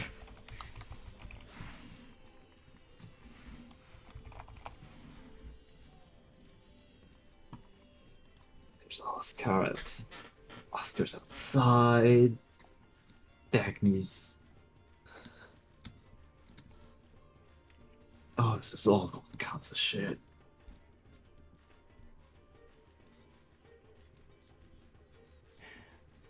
Oscar, How much time sorry. do you think we can... Sorry. No, go on. Continue your scene. Okay. How much time you think we can make it there? I don't. If I feel like this, I don't even know if I can move. But kids, stay.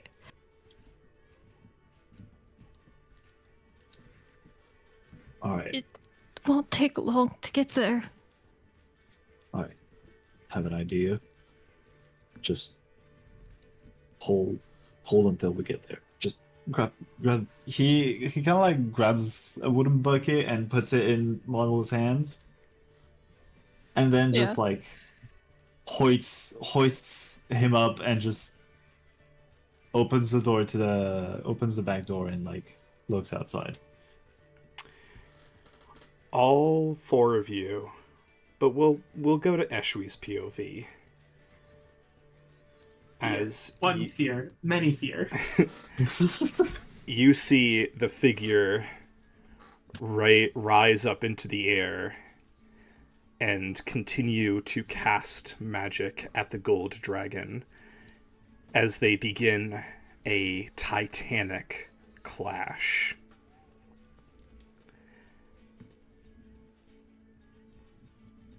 Every couple seconds, you feel waves of magic, so powerful it makes the air feel sticky around you as the being is casting incredibly powerful spells, many of which break against the dragon's scales, but others are breaking through.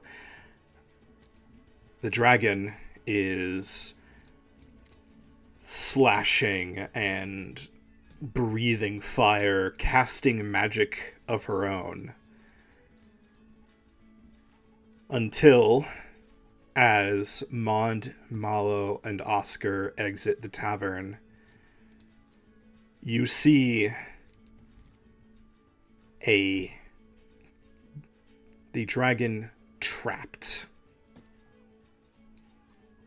A barrier appearing around her, shrinking and binding.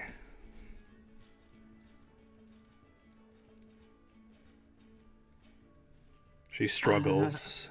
Yep, go on. How many people are around Eshvi right now? It's the Uh, Inquisitor and...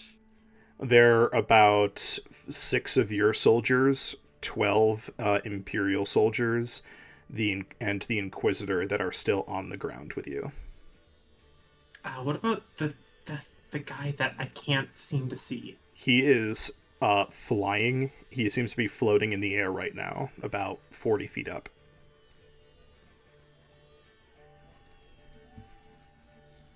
Do I think I can rally my soldiers to fight the Imperials right now? Are they loyal Oh my enough God. to me to do that? Make me a quick persuasion check. At this, like, this would be more like insight. Like, do I know my soldiers well enough to know what they would think in a situation like this? Yeah, I'll allow that. Go ahead and make an insight. That's a 16. If it were just the soldiers, you think you could rally your men to fight. However, convincing them to fight an Inquisitor will be very difficult.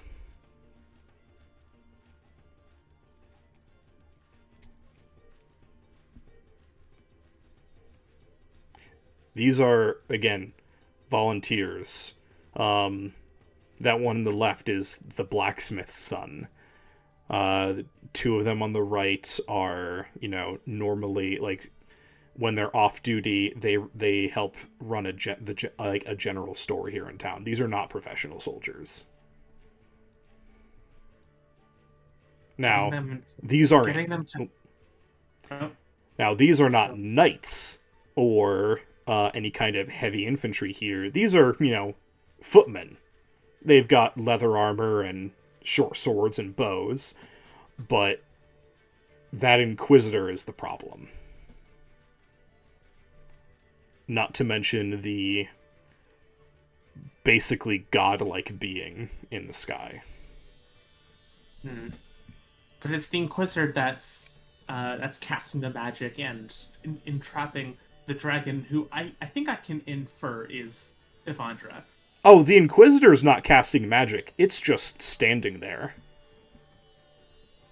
Okay, it's the cackle guy that's Yes. Okay. You can presume he is some kind of wizard, and yeah, he's the one that's casting all the magic.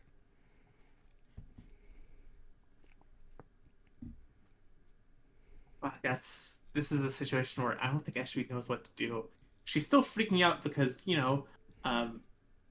the Inquisitors are here in her town, and there's no way that her soldiers can be able to fight these guys with an Inquisitor.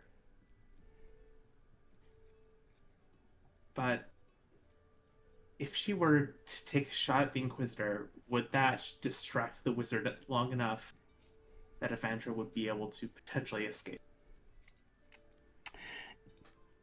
At the Inquisitor? No. At the wizard? Maybe.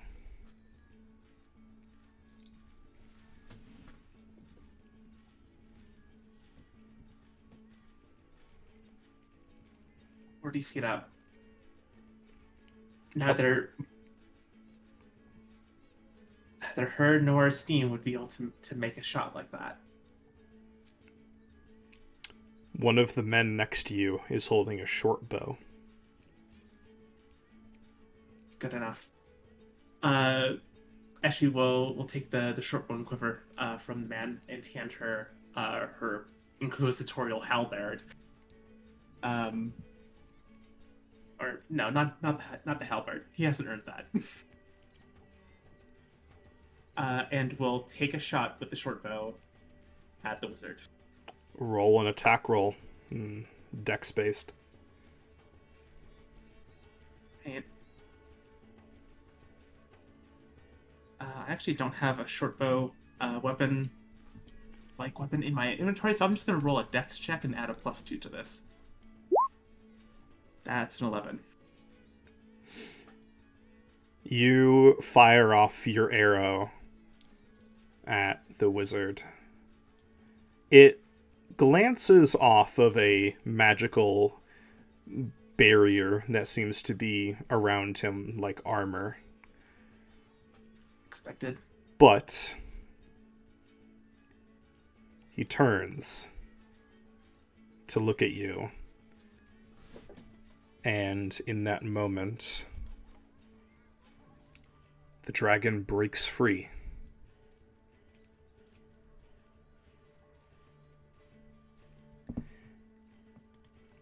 The wizard raises his hand towards you.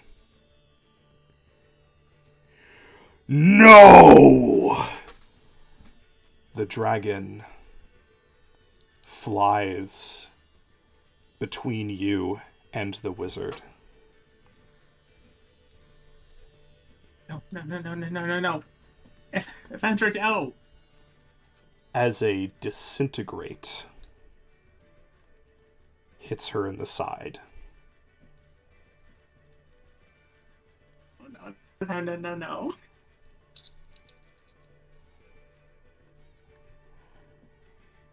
She is still alive,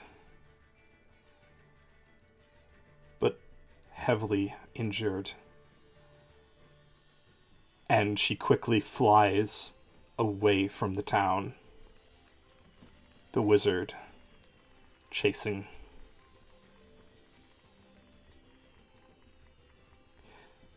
Eshwi, the soldiers are turning towards you.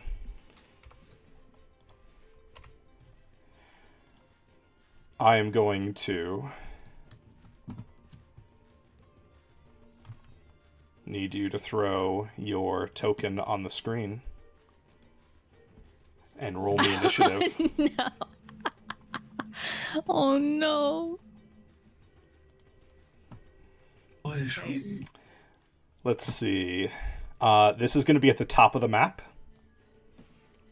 Top of the map? Yep. And I'm going to be putting some Soldiers down.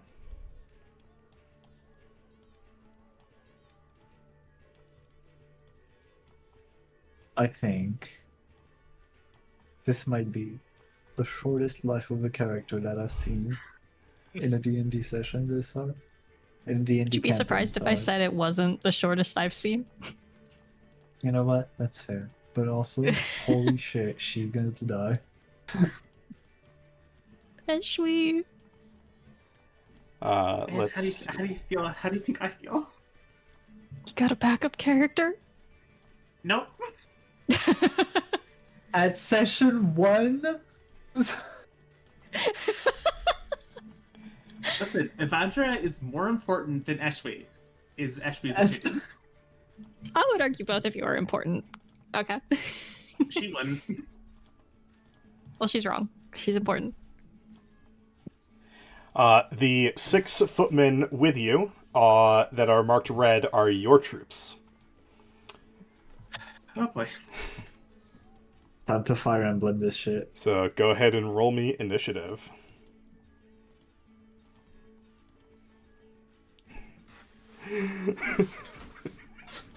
Yeah, this is happening.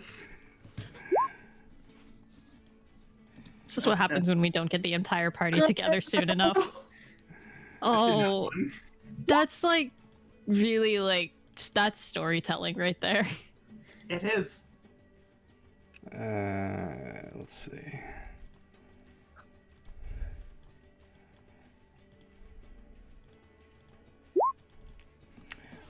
Your troops are going to go on your turn. You can order them as a free action. Let's see. The Inquisitor is looking at you, and he's not going to do anything. The soldiers are going to line up. These 6 have drawn their swords and are ordering you to lay down your weapons. The 6 at the back have all pulled out bows and are training them on you. At the end of their turn, the Inquisitor is going to take a... Oh, no, that's right. It can't. Yeah. So, what are you going to do? This is not a fight Ashley thinks that her men can win, nor does she think that her men should lay down their lives for this. But she will try and persuade that Evandra is a trusted member of this community, and actually, what would be the best way to appeal to an Inquisitor? I would know this, I think. The best way to appeal to an Inquisitor would be to try to convince them that what they were doing is in the best interest of the Empire. Or to convince them that somebody else was doing the heresy so that they get killed instead. However, the fact that this person is revealed as a gold dragon kind of negates that one. Yeah, it's firmly on Evandra, but she's a trusted member of the community, and I think...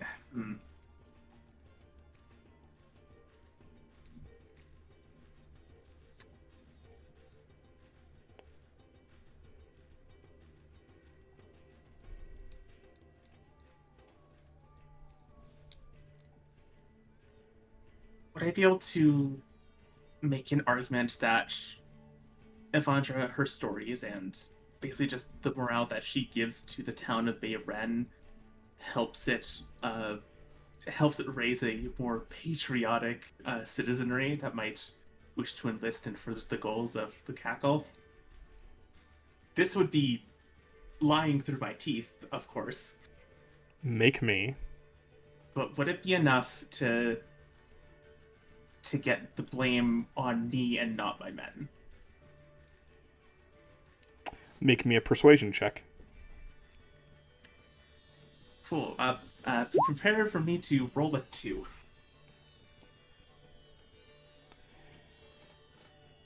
You try to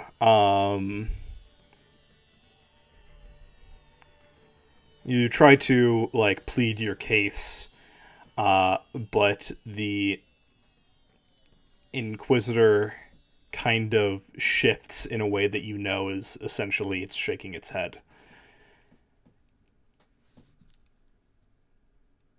It is unfortunate that you've been deceived by her lies. What is she to you, former soldier?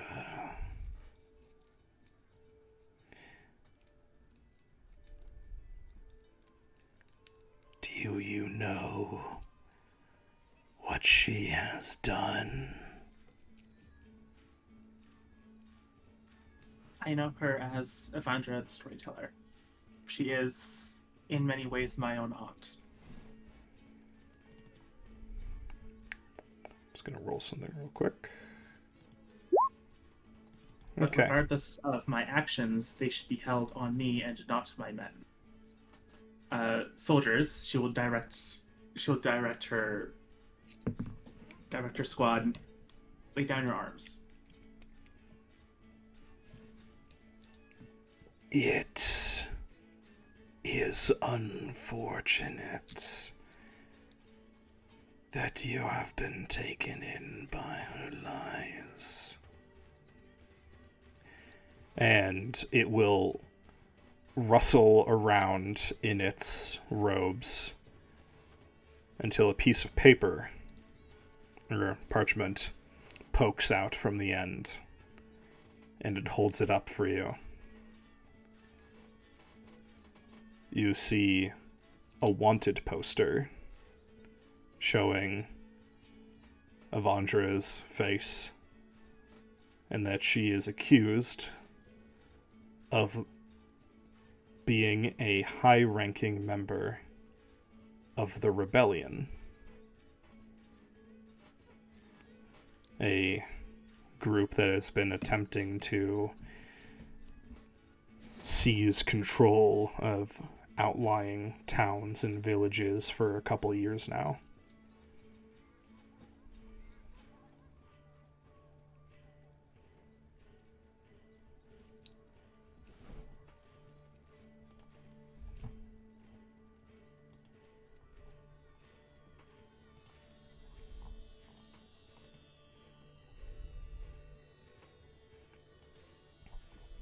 How could she have hidden this?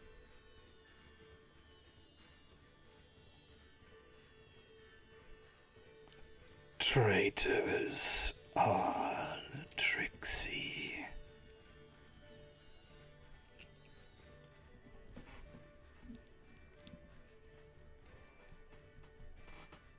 It will walk up to you, Ashwi, and you feel an arm that does not feel like an arm rest on your shoulder as it lightly kind of like pats your shoulder with its sleeve.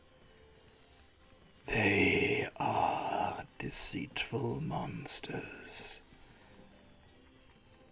I believe you are not corrupted, Guard Captain.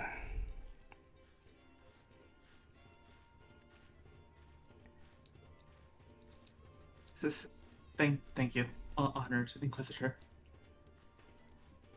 Wait for the Knowing One's return.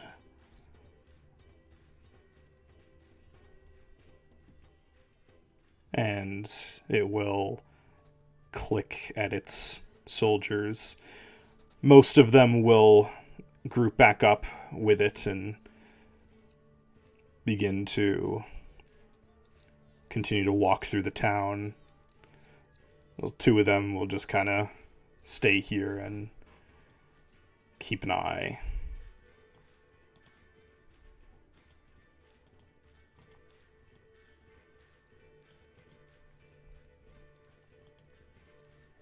And initiative is dropped.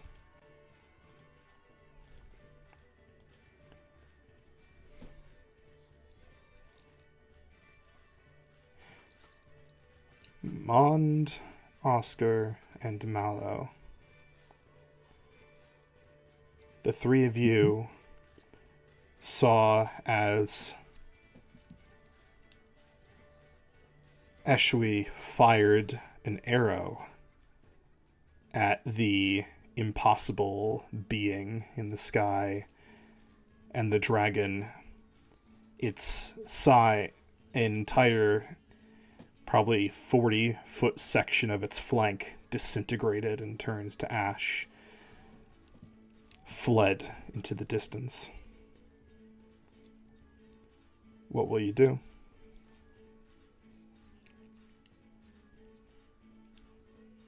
Did I see, like, the whole soldiers arming up and Oh, yes. like subsequent quote unquote battle? Yes, you all witnessed what just happened. And you saw the Inquisitor and its most of its troops head back off into the town, searching, continuing their search.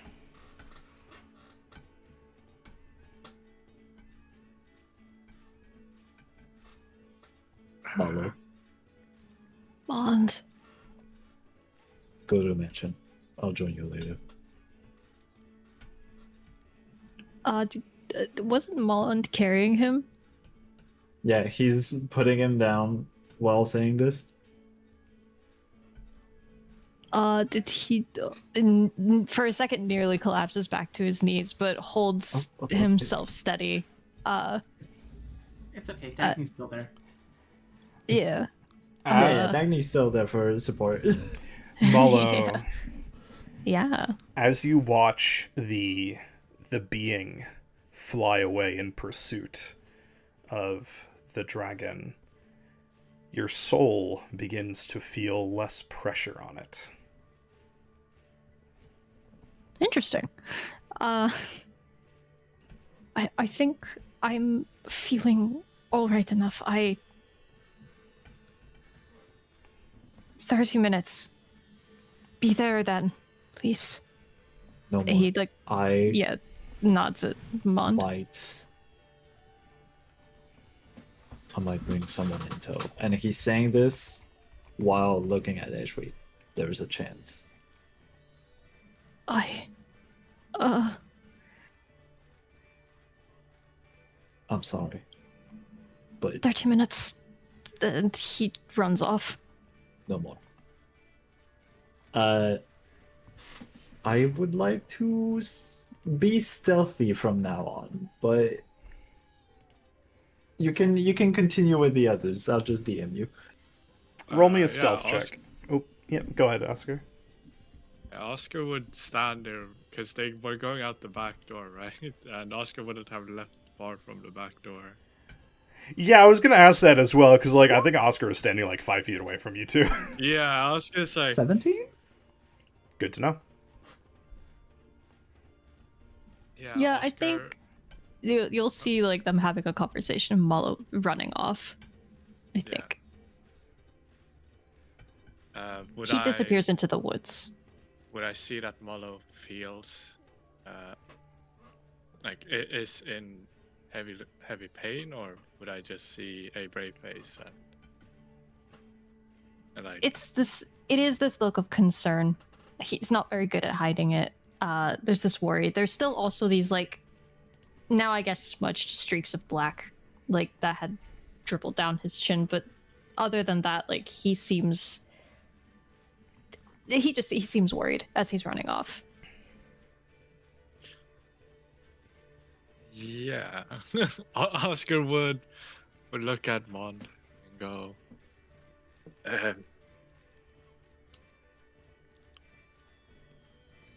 How goes it?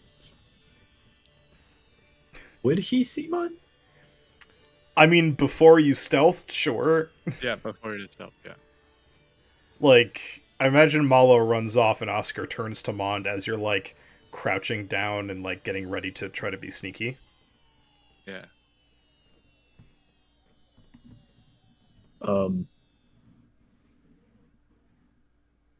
You don't.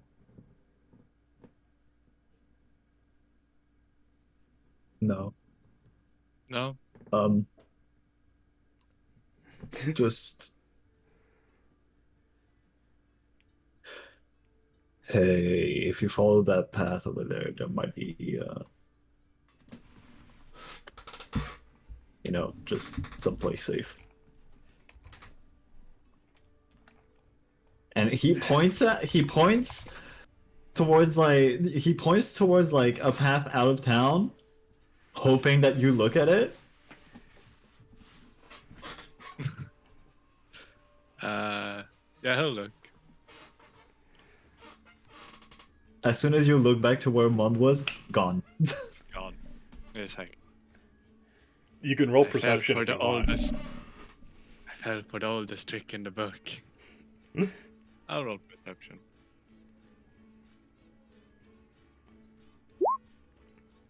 Oh my god. Yeah, Mond's in a shadow. Mond is in a shadow over there, like, sneaking away. Yeah. Oscar will take a deep breath, assess the situation. Did Evandra ever tell him anything about a plan if this were to occur? Yes. Okay. So, Avandra's worked with you on,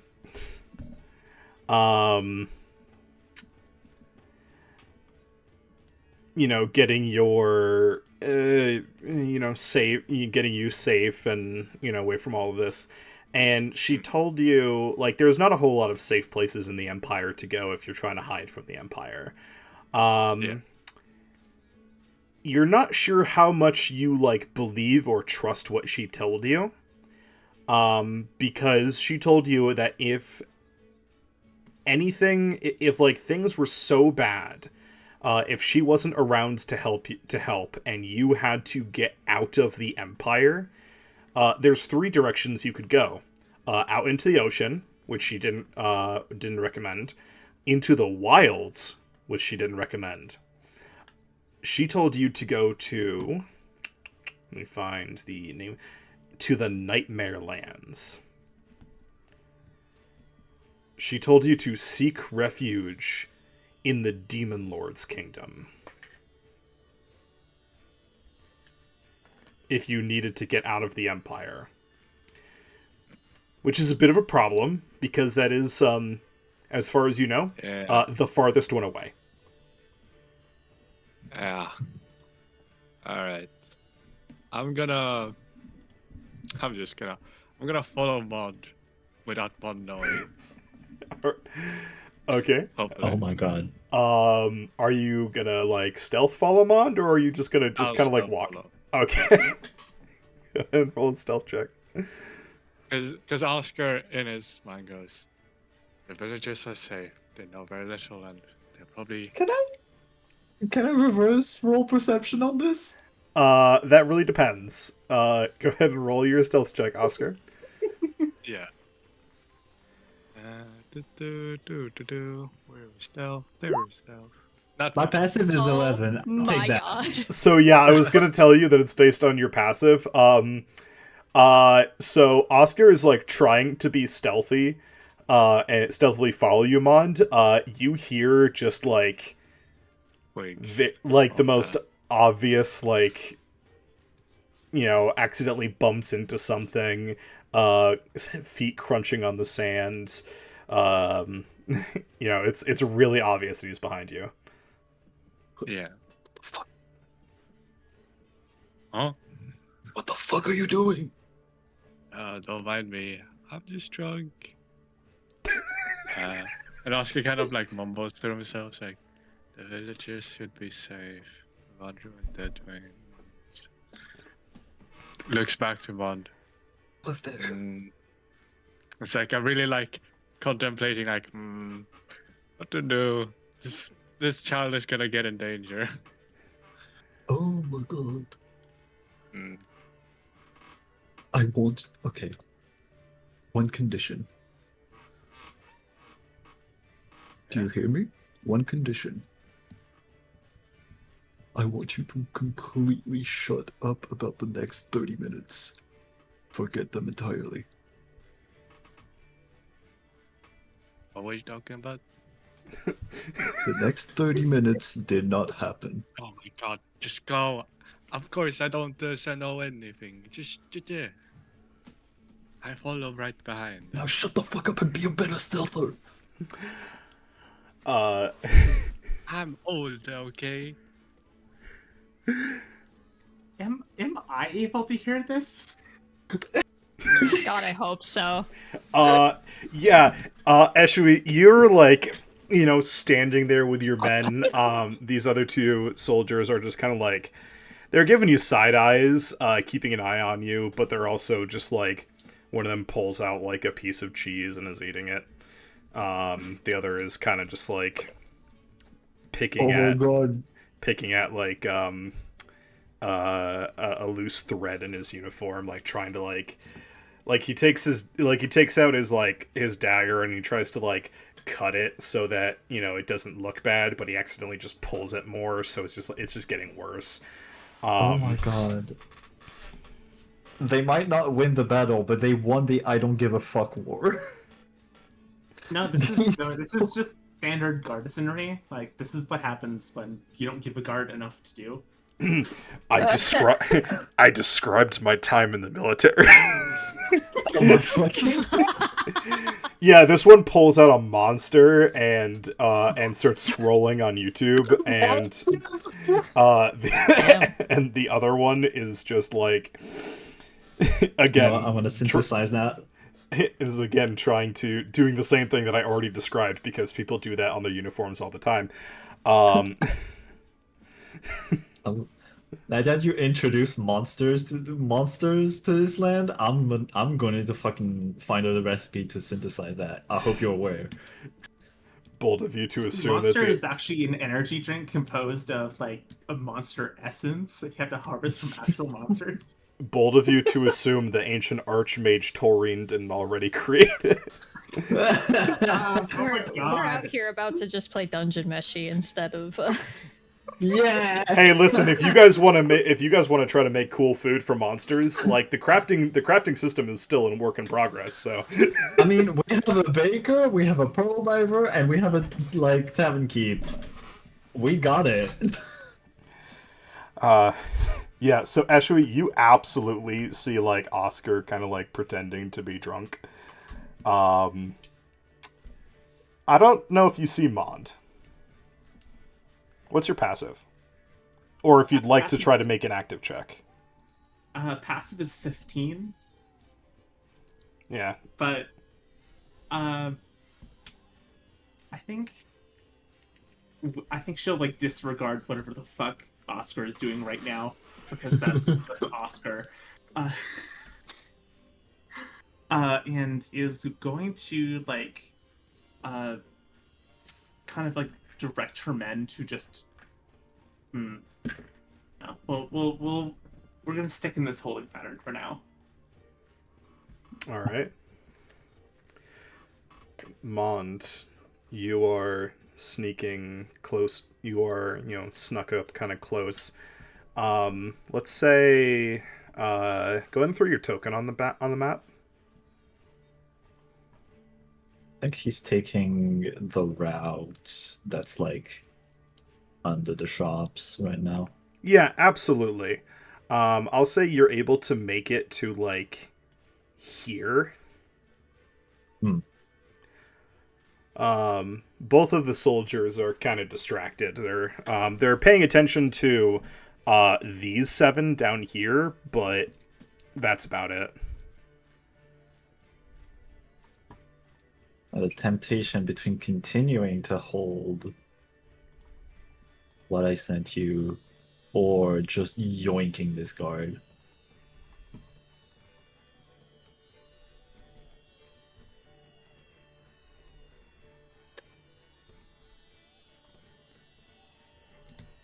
You know what? Just inching away from there and like just looking at how things turn out. Okay.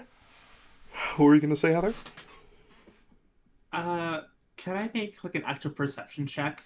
Again, looking at Oscar, whatever the fuck he was doing, and then back to the two soldiers, hopefully catching Mond.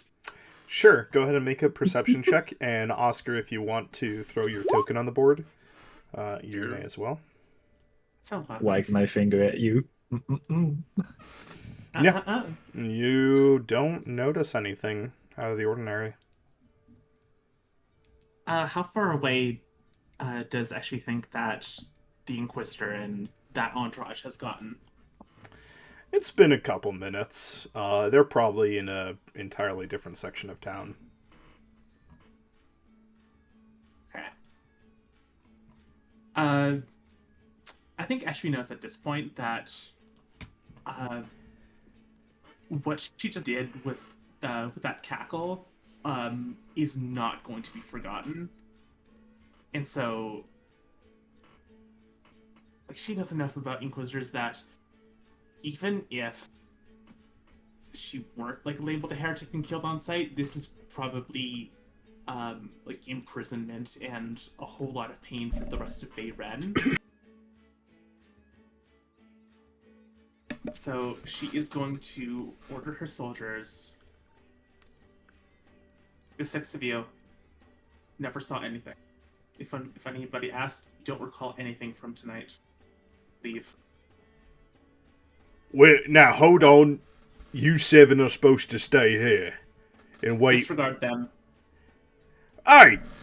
You six listen to me, the guard captain.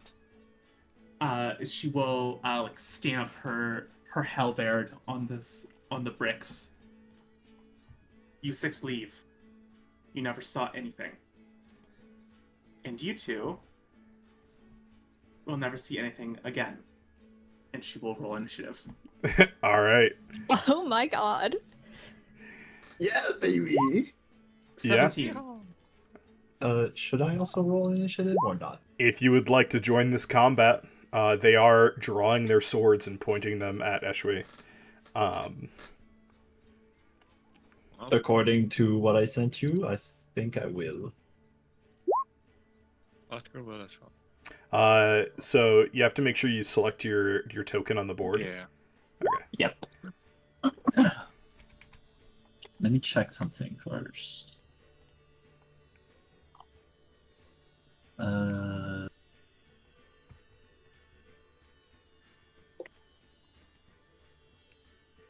Okay, yeah, no.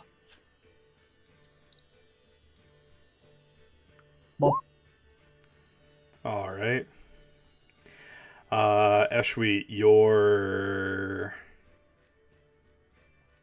roll me a straight charisma roll. Straight charisma? Yep. 0. Okay. That's fine. Your men are gonna look at you, look at the soldiers, and they are going to obey your order, and they are going to begin to leave. Good. This is a good thing.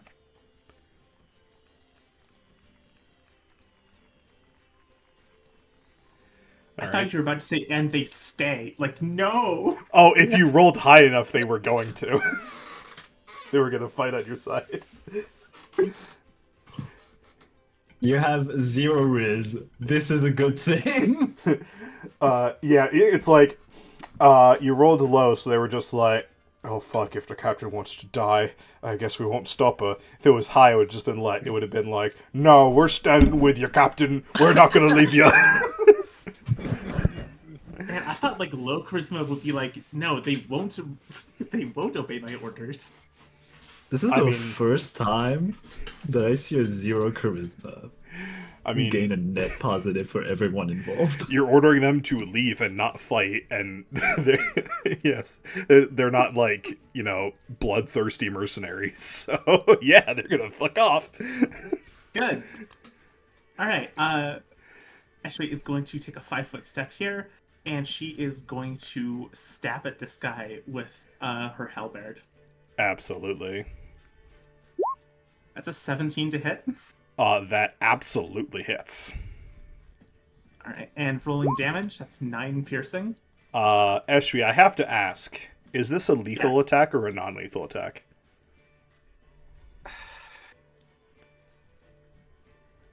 I think with the night that she has had tonight,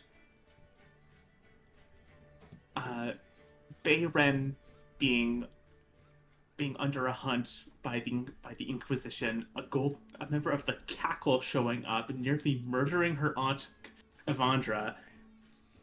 I think she is just so done with tonight that yeah, she is going to stab the fuck out of this guy.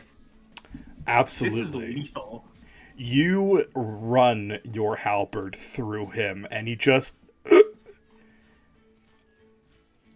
and he collapses to the ground dead.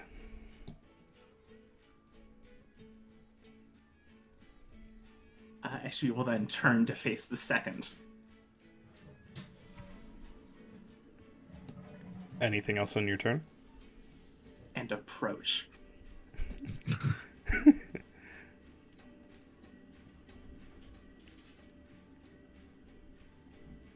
That is all. Alright.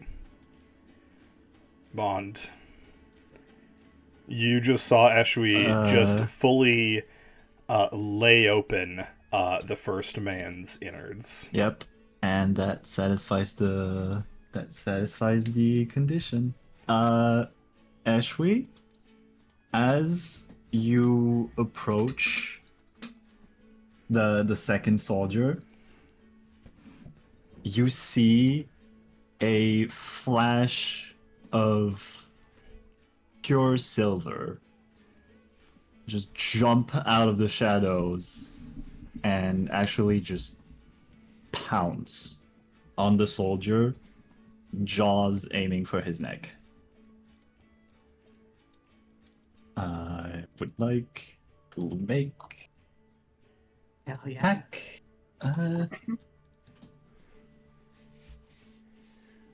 So, are you going into your beast Hold on. form to have the bite attack, or... It is a shifting action, so I don't have the third level yet. Right, yes. Yeah, we're level 1. So I think this is just going to be a hammer attack. You Because I can't... don't think I have a natural weapon on this. if you long tooth, then you get a bite attack.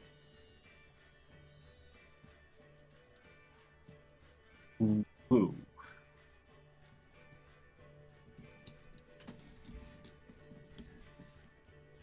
Okay, yeah. Unarmed strike is just a straight strength check, right? Yep, it is a straight strength check, and it deals 1d6 plus my strength bonus. well, now 17. hold on. Oh yeah, no, you're right. Yeah. Yep, that hits. And make sure you move Okay. your token to where you're going to be. I'm literally jumping on top of this guy, so just is this okay? Does this work, or do Well, you want me to put it here? Yeah, you can't be in the same token space as somebody else. Yeah. Can I just drag this guy on the ground while I'm jumping him? If you want to 1d6. drag him onto the ground, I will allow you to replace your damage with a grapple check.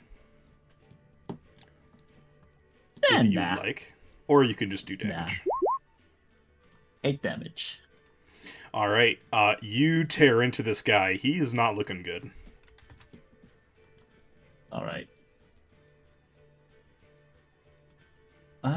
I think that is it for my turn. But yeah, in front of you, there is a wolf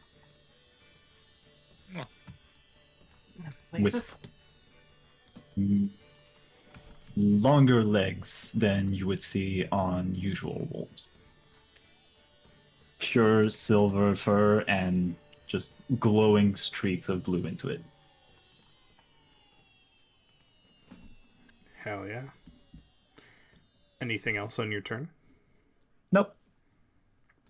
Oscar, you just Yeah. witnessed Ashwi kill a soldier of the Empire, and Mons turn into a wolf. Yeah. Well, Wolfman.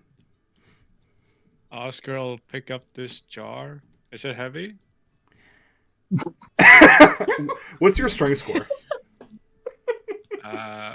8, I believe. Yeah, it's pretty heavy. I'll find a lighter jar. You can easily find, like, a smaller clay jar. Cool. I'll walk 30 feet. Let's see. In this square, so 30 feet. To here, and I'll throw that jar at the soldier. Sure, make an unarmed strike attack. Cool. Would this be Dex or Strength? This is strength. Is it Strength? Okay. Yeah, it's strength. Oh my god. You chuck this jar, but as you do, like, you realize that booze did actually kind of hit you a little bit. And the jar goes wide. All right. Well, Oscar is like, oh, that missed.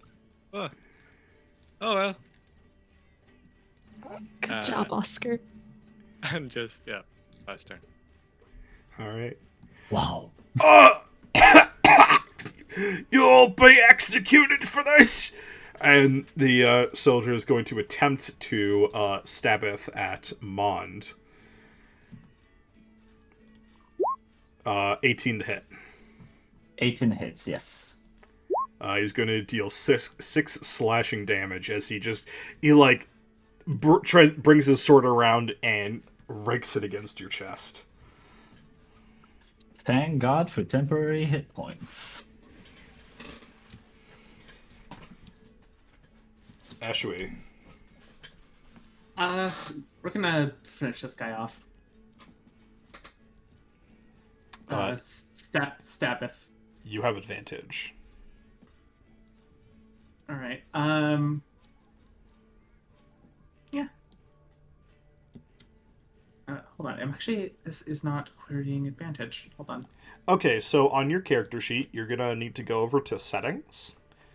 And then roll queries. Change that to either query advantage or advantage toggle. Up near the top right of the settings. Oh, I see. Okay, advantage toggle. Oh. Or query advantage. There we go. And advantage 16. Oh, that absolutely hits. That's 12 piercing damage. As you sink your halberd into him, and as you draw it out, you twist it and swing it to the side in such a way that you bisect this man. You have overkilled him.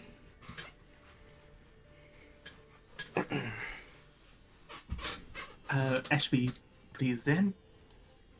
Breathe out.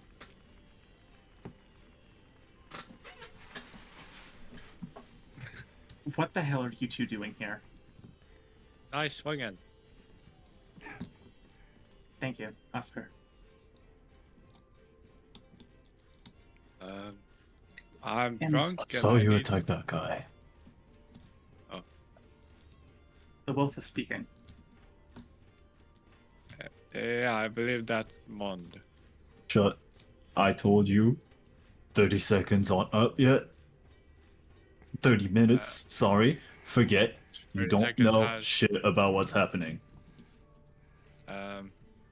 I'll pick up like some tarps that are laying around.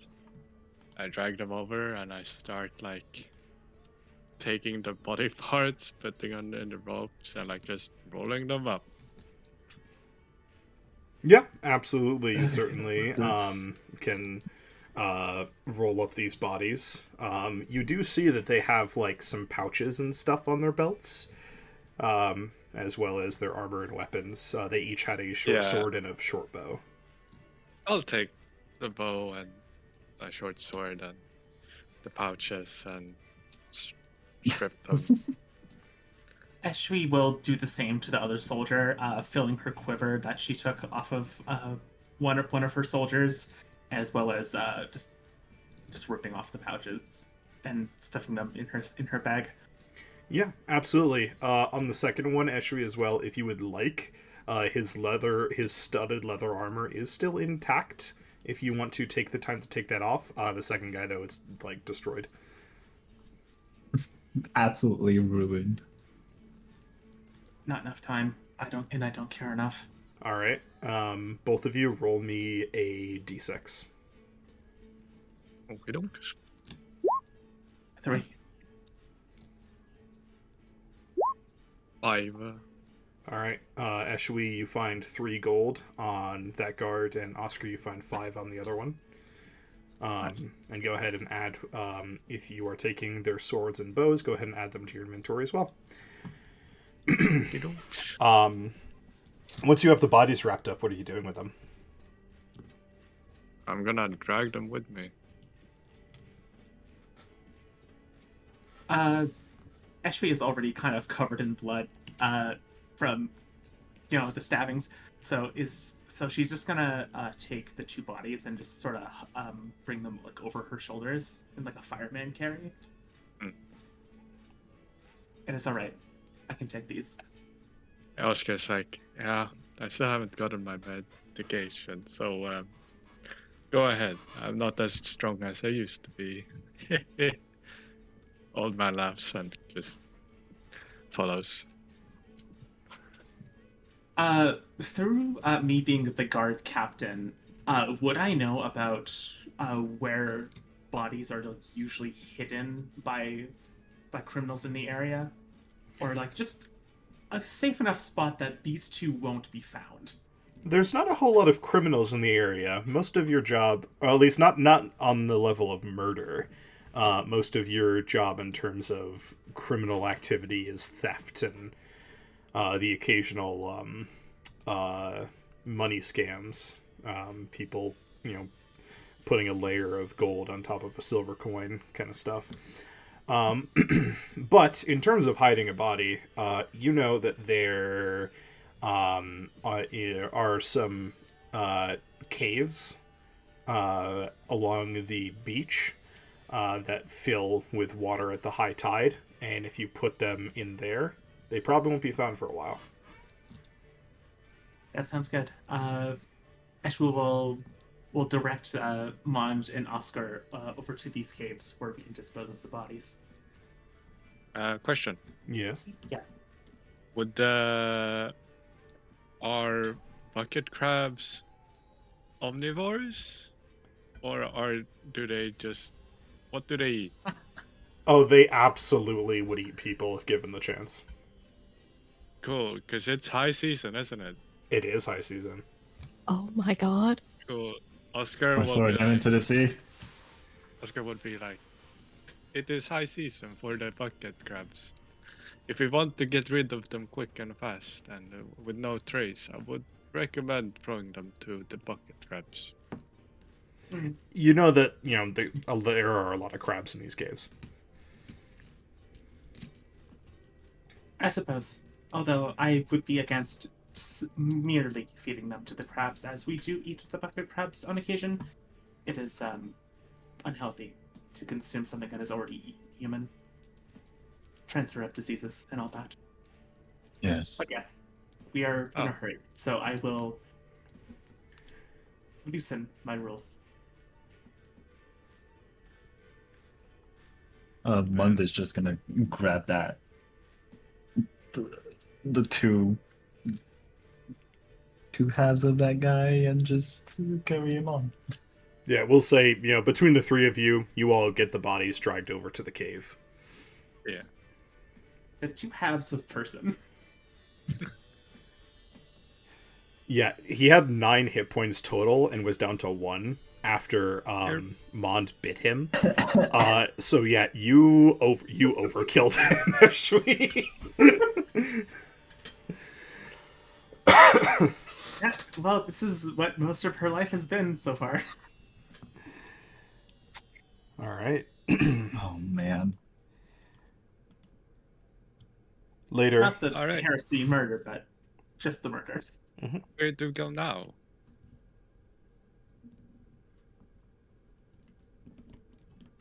We have a safe place a little bit north of here, if you're so inclined. I mean, Sounds good. the Inquisitor and maybe even the magic guy are going to come back over here, Yes. most likely. And even before I took those two to the sword, that I was likely to be killed regardless. I have worked with Inquisitors enough to know their modus operandi. Well, what you did was very brave. I thank you for that. It is just what I do. I protect If a my friend. little silly, protecting a dragon. But, That was Avandra. She, I'm sorry. the dragon. It emerged out of Avandra's house when the Inquisitor destroyed it. That was Avandra. What?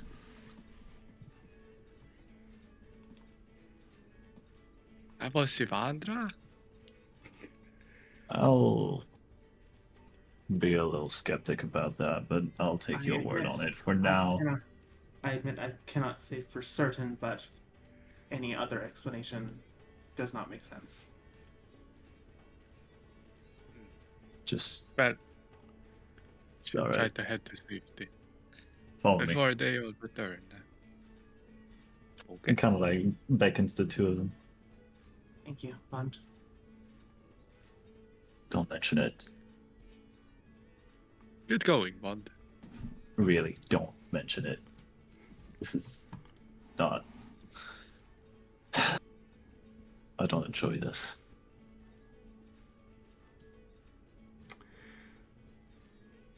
The three of And you. he's Sorry, going go to on. shift back. Sorry, I was just saying that he shifts back into human form, like a short while after they're out. The DM. Yes. Would my familiar still be up? Yeah, sure. They don't have a Cool. time limit. Yippee! Yeah, I'll have my small owl fly around to survey to make sure no dangerous approaches us, but also try to be stealthful so they don't get noticed. Absolutely. We will be closing out session here in a minute after this one last scene. As the three of you meet back up with Malo at the mansion, you all hear, or rather feel, something large approach the general area. You've heard this before. As you look back towards the town that you might never return to again, you see the giant of the south, approaching and making his way to the town square. As the wizard returns with a restrained dragon.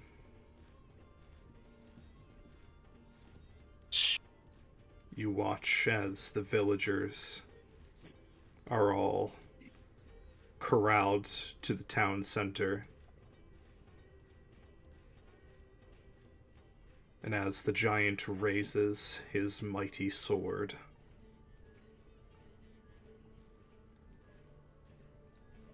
and executes a gold dragon.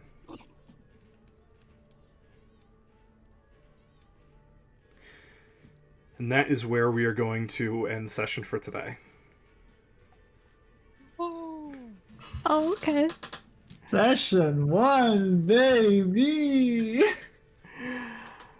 That was session 1 of the Land of Ruin.